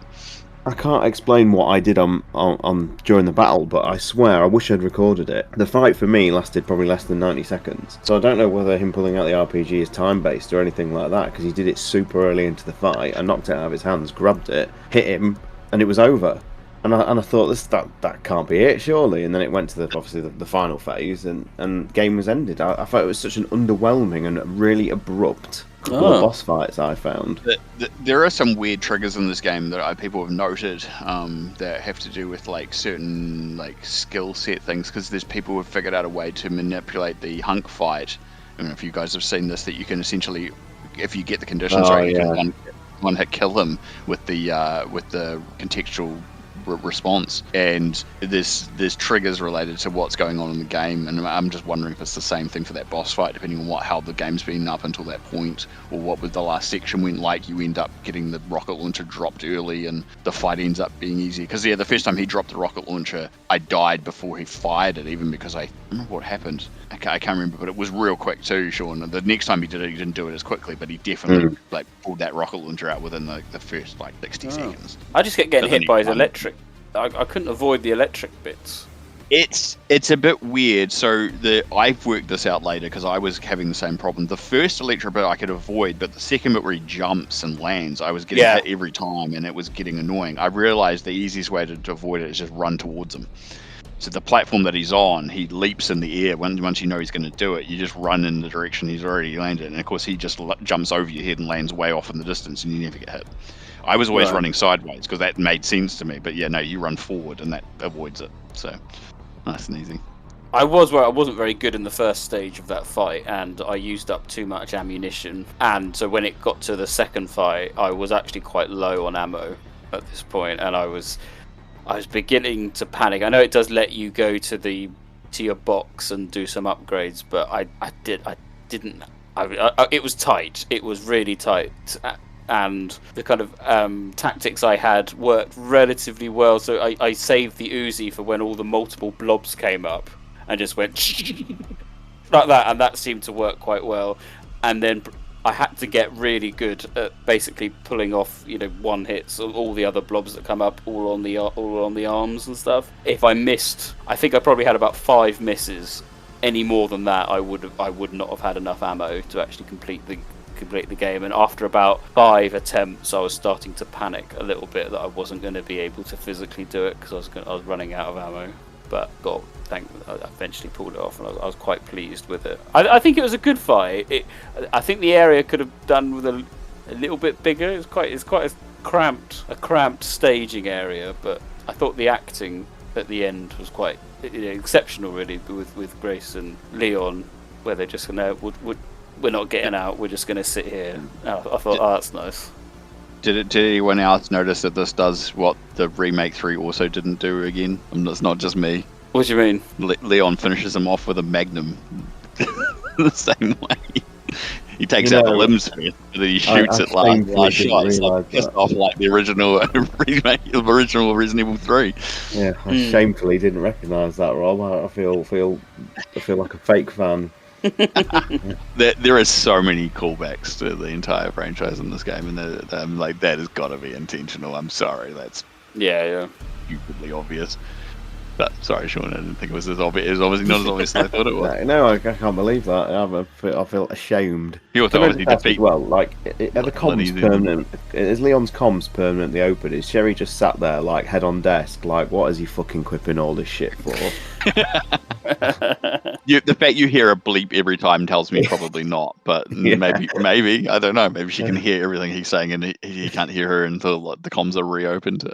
That's hilarious if it's the case. I mean, I will say by the time that game ended and we had I've shot Victor and everything was going on, and the amount of cameos and callbacks and whatnot, I would have expected, and part of me was disappointed that we didn't then get basically the entire OG cast just turn up and scoop down and rescue all and go, oh, that was good. They could have put in Jill. We could have had Barry. They could have all been in there because it was so out there at that point. I was almost going, fuck it, just go for it. Whatever. We've had a change of arc from Spencer. We've had a Wesker clone. We've had a Hunk back. We've had the Nemesis back. We've had Lickers. Fuck, just chuck them all in. And then we see K9, and we're like, oh great, you, whoever it was. It was like, wow, Hound Wolf Squad, exactly what I was looking for. Well, I think it's quite telling that Chris isn't with them, and Yes. the likes of Claire and Jill and Ada are just not mentioned at all in the game. So there might be reasoning behind it. We'll just have to wait and see. It oddly reminded me of Reverse when they announced we've got new characters coming to Reverse. You're like, oh wow, who's it going to be? It's K9. You're like, oh, brilliant. I was like, this is. Oh, anyway. My take has always been that I've seen very risk averse of like putting themselves into a narrative or corner of establishing something without properly having a reason behind it now. So often that they avoid doing things like this when it would have been like, at this point you would have been like, yeah, exactly as you said, Nick, like you kind of would have been like, you might as well do it now because of all the other things you've done.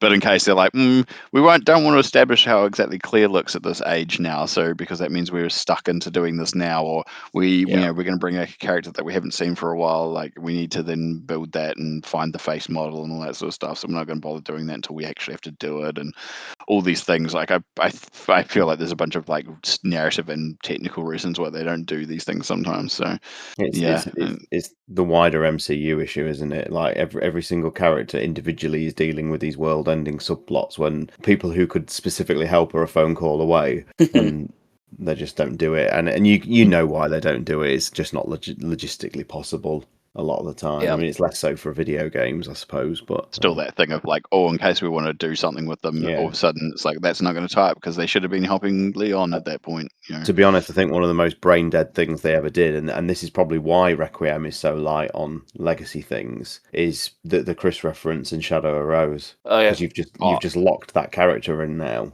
Yeah. And also, I mean, just even having the Shemp Chris in 7 as well, like that, all that confusion on top of it all. Like, right. Do we want to start thinking about our final thoughts on the game overall? As we do with all our reviews, we look to give it a grade out of 10 and some concluding final thoughts. George, do you want to start with you? Where are you with this? I know you came in not the best fan of recent Resident Evil projects, but has this one restored faith? And are you excited? What's your overall opinion then of Requiem, and what score would you give it? It's difficult to score this because, like I say, there were particularly what we've discussed at the latter stages of this podcast. I found quite objectionable, and it goes against what I thought was really, really good writing to begin with. But just taken overall as an experience, considerably better than I thought. I think particularly because the action sequences did feel that they went well hand in hand with the more survival horror aspect, which for me played as the majority of the game, probably because I spent almost 15 hours in the clinic. I'm interested how though that's going to play on second and third runs. But honestly, I could just wander around as Grace with that tension and that exploration all day long. I would have liked to have had more puzzles during that section. I think that was a bit of a missed opportunity. And again, maybe more callbacks to Raccoon City, and had that as a larger section, because I felt that that scene, I think they were trying to bring us an open world survival horror experience, but that bit with Leon putting together the detonator was the only part of the game that did feel like it was dragging slightly. But for me personally, if this is the way forward with the survival horror and the action, I can get with it. A considerable improvement on Village for all the reasons I gave at the beginning. I think I can't probably put it any better than I did at the beginning of the intro, what I liked so much about this game. If you'd asked me this just before the latter stage of this game, I was creeping towards a 9 out of 10. But I think taking in consideration where the writing did go a bit off the tracks, off the rails, 8 out of 10 for me, which is at least 4 more than I thought I was going to give it during the trailers. So yeah. Thanks, George. I'm going to comment now. Even speaking through it with my friends, it's been a therapeutic experience, and this is what I always anticipated happening. I think when you actually get down to the nitty gritty and discuss the issues and discuss what you do like, you suddenly realize, oh, I do like this, and this is I find always happens, even in the worst elements. There's always positives, and I think we can certainly take from it. For me, Grace's part of the game was exceptionally good, and I don't think we can detract from it. As I said, I personally had difficulties, but with that was very much my gameplay as opposed to the game's fault, should we say. And on my second playthrough, I found it a lot more enjoyable than I did the first time. So it's unfortunate. I just had a negative first experience, and I can't get rid of that. But that's okay. I enjoy it, and I loved everything about Grace's gameplay. I don't get on with Leon's gameplay, and as much, it's not that it's not enjoyable, but I think combined with all those elements and what I thought to be a little bit sloppy writing in terms of the callbacks and things like that, and I don't particularly gel with the Xeno story. I'm still struggling. This is a game of two halves. I know what they've tried to do, and I think it's an admirable attempt. But whether it suffers in the long run as being a blueprint for what will follow, I don't think Resident Evil 10, for example, should be like this. I do think they should stick to what one type of gameplay that they think is interesting, and people just have to like it or lump it. As a result, I feel that Village and 7 are far better products and far better games. There's lots of parts of Village that are a little bit, not sure about that, but overall it felt more harmonious and in line with how the game progressed. And I wasn't necessarily expecting that to come out of it. But I make the point that I think that the synergy between Leon and Grace in the care center worked actually surprisingly well, and I think if the entire game had been like that, I think we could have. I personally would have been onto more of a winner. I think it does suffer from a little bit of an identity crisis as a result. I don't think it's quite as harmonious as some of the reviews say it is. But that's just my opinion. So, in terms of score, I would probably put it at 7. Batman? Well, I really enjoyed it. You know, law issues aside, as a video game and a Resident Evil experience, I was thrilled with how it turned out. First half of the game is pure survival horror, and it had pretty much everything I wanted. And the Raccoon City section, yes, you know, I prefer classic slower gameplay with fixed camera perspective and whatnot, but I do enjoy the third person perspective. I very much enjoyed the gameplay of the remakes, and this just felt, you know, the same, but just even more polished. It felt like a big budget title.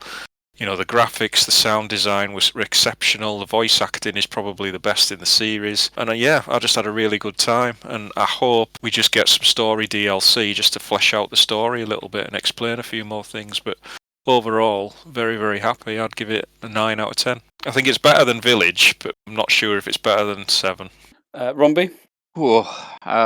Gosh, yeah. This is the bit that I was like, I don't know how I feel about everything, because as much as I'm positive about all the things, there's bits about it I didn't like, and I'm hearing what you didn't like, and it's the score, and the score is still a 7. I'm like, well, what is my scale?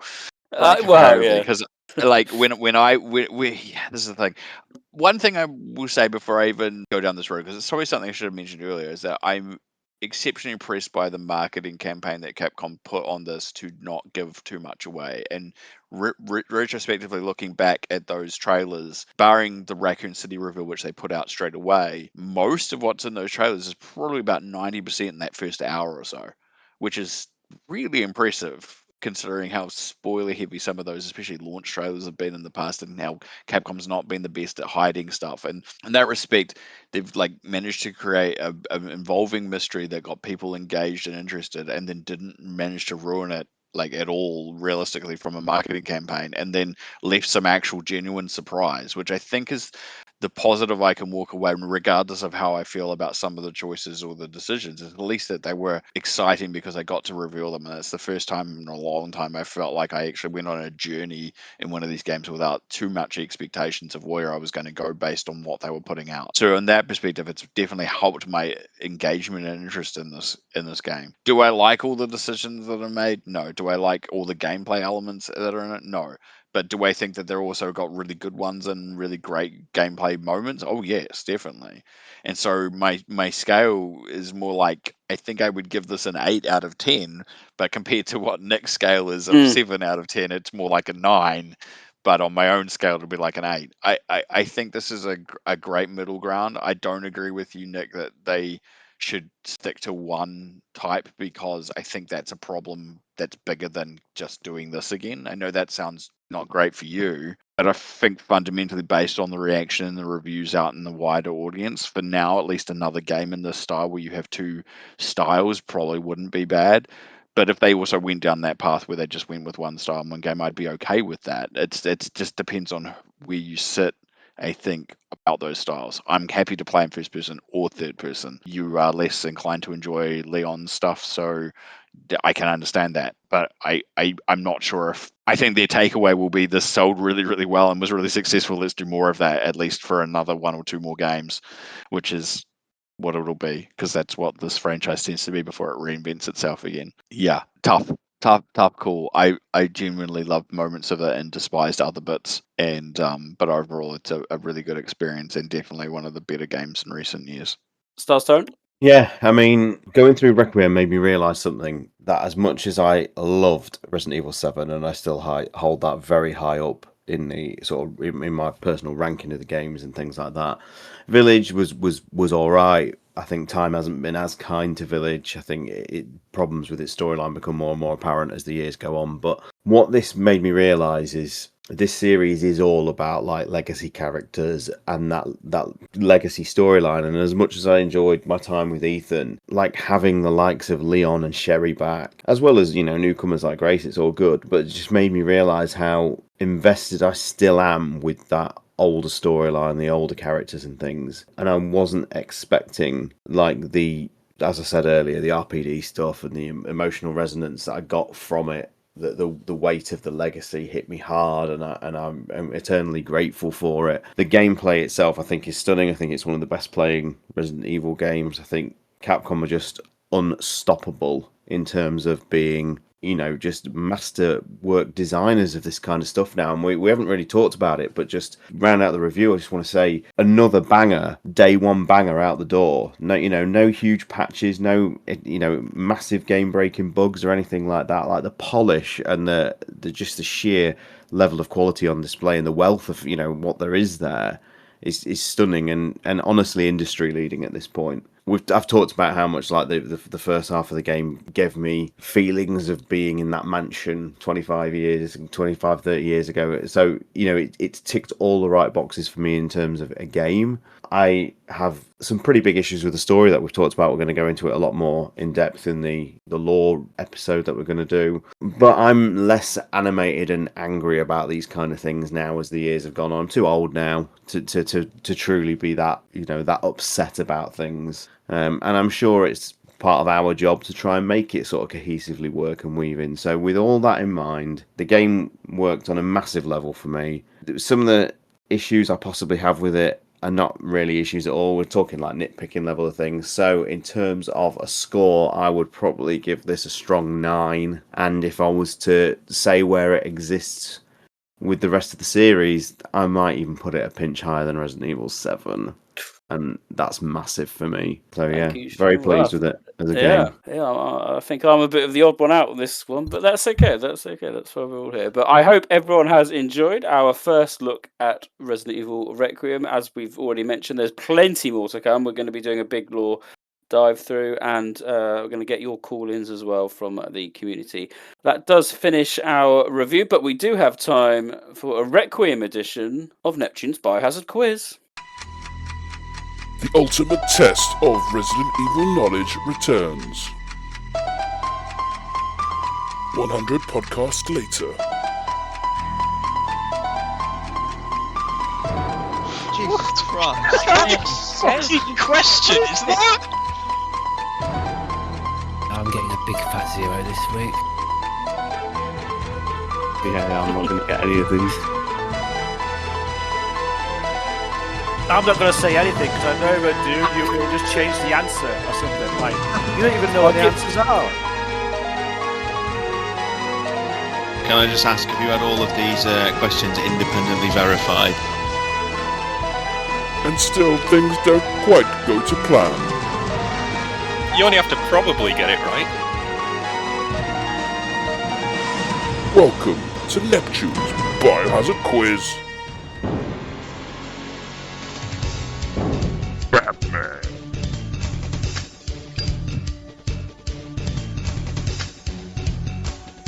Star Tyrants. George Trevor. Robbie McGregor. Mr. Spencer.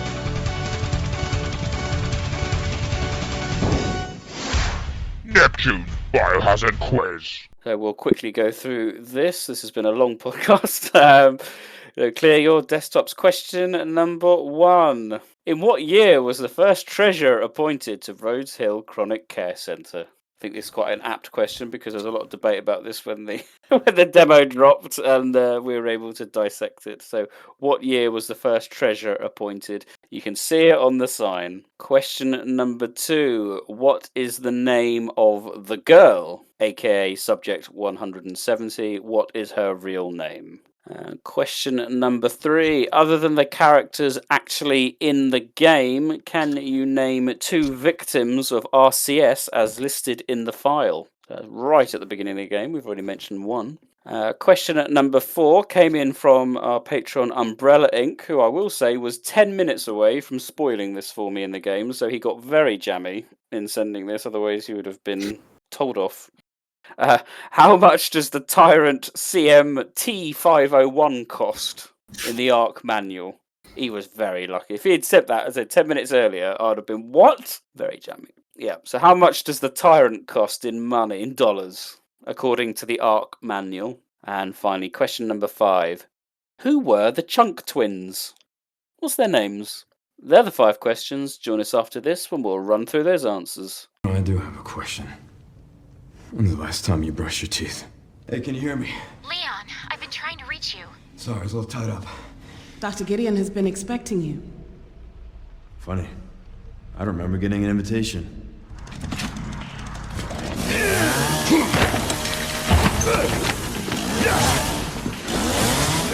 think I want a second opinion. Excuse me. All right. Should make it there in no time. Just a few potholes.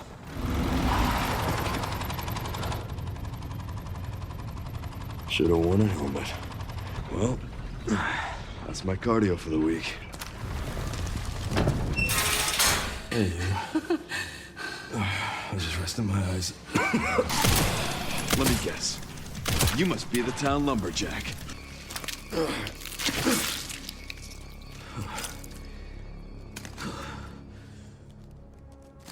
I miss our Raccoon City hospitality.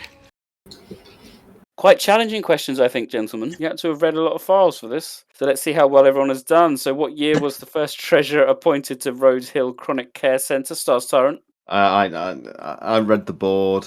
You read the board? I can't Good. remember it at all now. I just guess 1844. I have no idea. 1844. I can't remember. It's just a guess. It's probably way too old. Romby? I remember you guys debating this from the image. 1741. 1741. George Trevor? I had no idea. No idea. Missed the board. Yes, I Batman? did. Yeah, I remember our discussion about this. 1741. Are you sure? Was it 1743? Fuck. It's 1743. Is it? Oh, bollocks.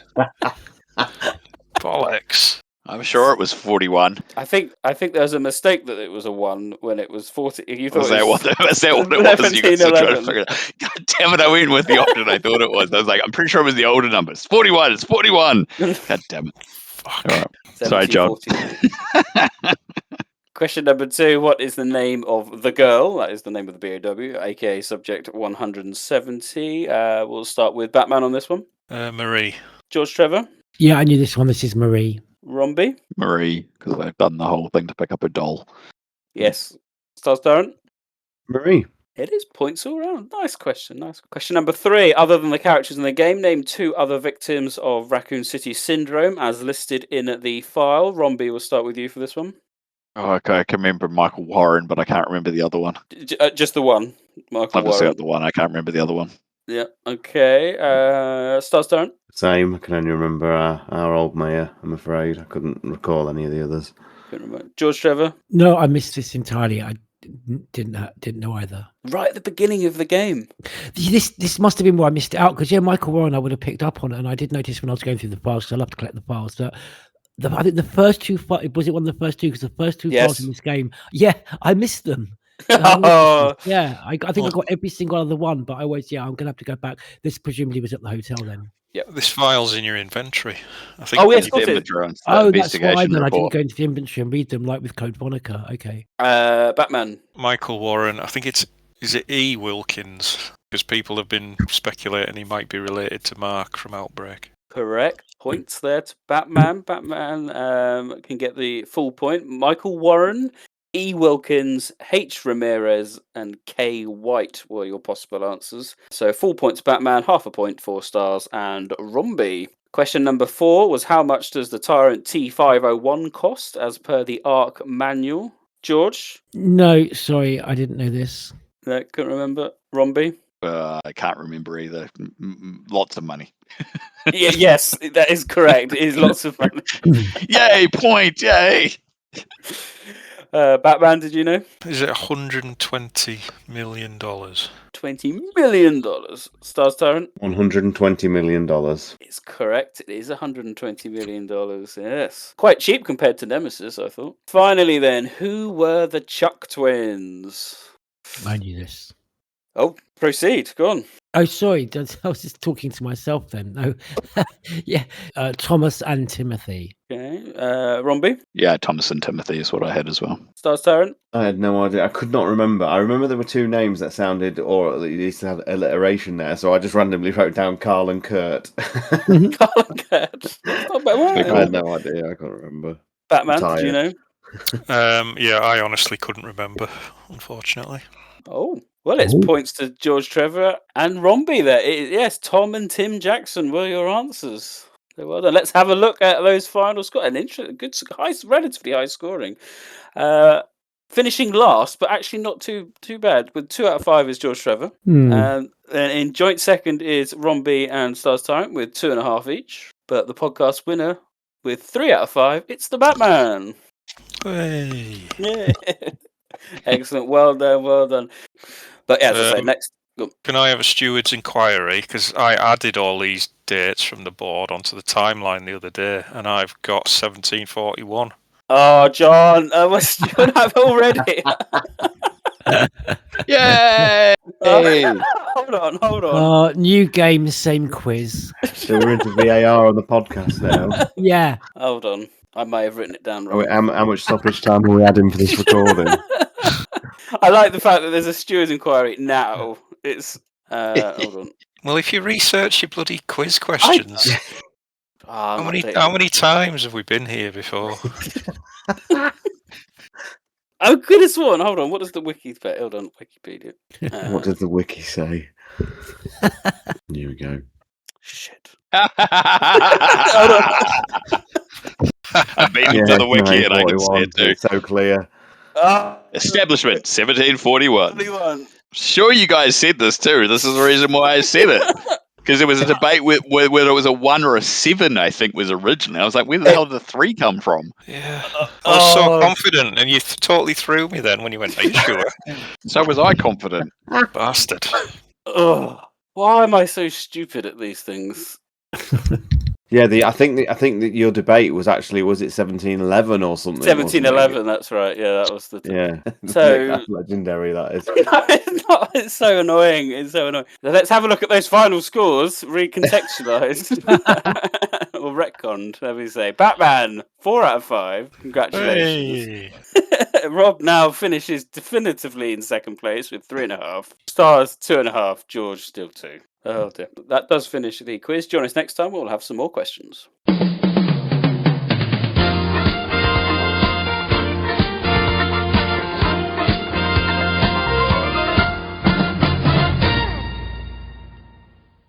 We are now rapidly coming towards the end of our review of Requiem. We hope everyone has enjoyed it. As I mentioned earlier, our next podcast we've decided was going to be the community call-in, but we think that it will be better to do the lore podcast because I know there's so much to talk about with lore, and then that will give more opportunities to our call-in podcast afterwards if anyone has any other lore points they want to raise as well. But if you've got something you really want to discuss with us, then you can send in your MP3 call-ins now to our email address at team@residentevilpodcast.com. Please keep call-ins to about 2 minutes, no longer, please. MP3 format preferable. And if you're a patron, you will get priority for that call-in. We'll hope to do as many as we can. On that note, it is goodbye for me, Neptune. Goodbye from me, the Batman. And goodbye from me, Stars Tyrant. Goodbye from me, George Trevor. And goodbye from me, Robbie. Cold rain seeps to my soul. Old wounds I can't forget. Night steals away my sight. Screams I can't shut them out. What if I had reached out to you? I wouldn't have walked alone. Fighting the dark.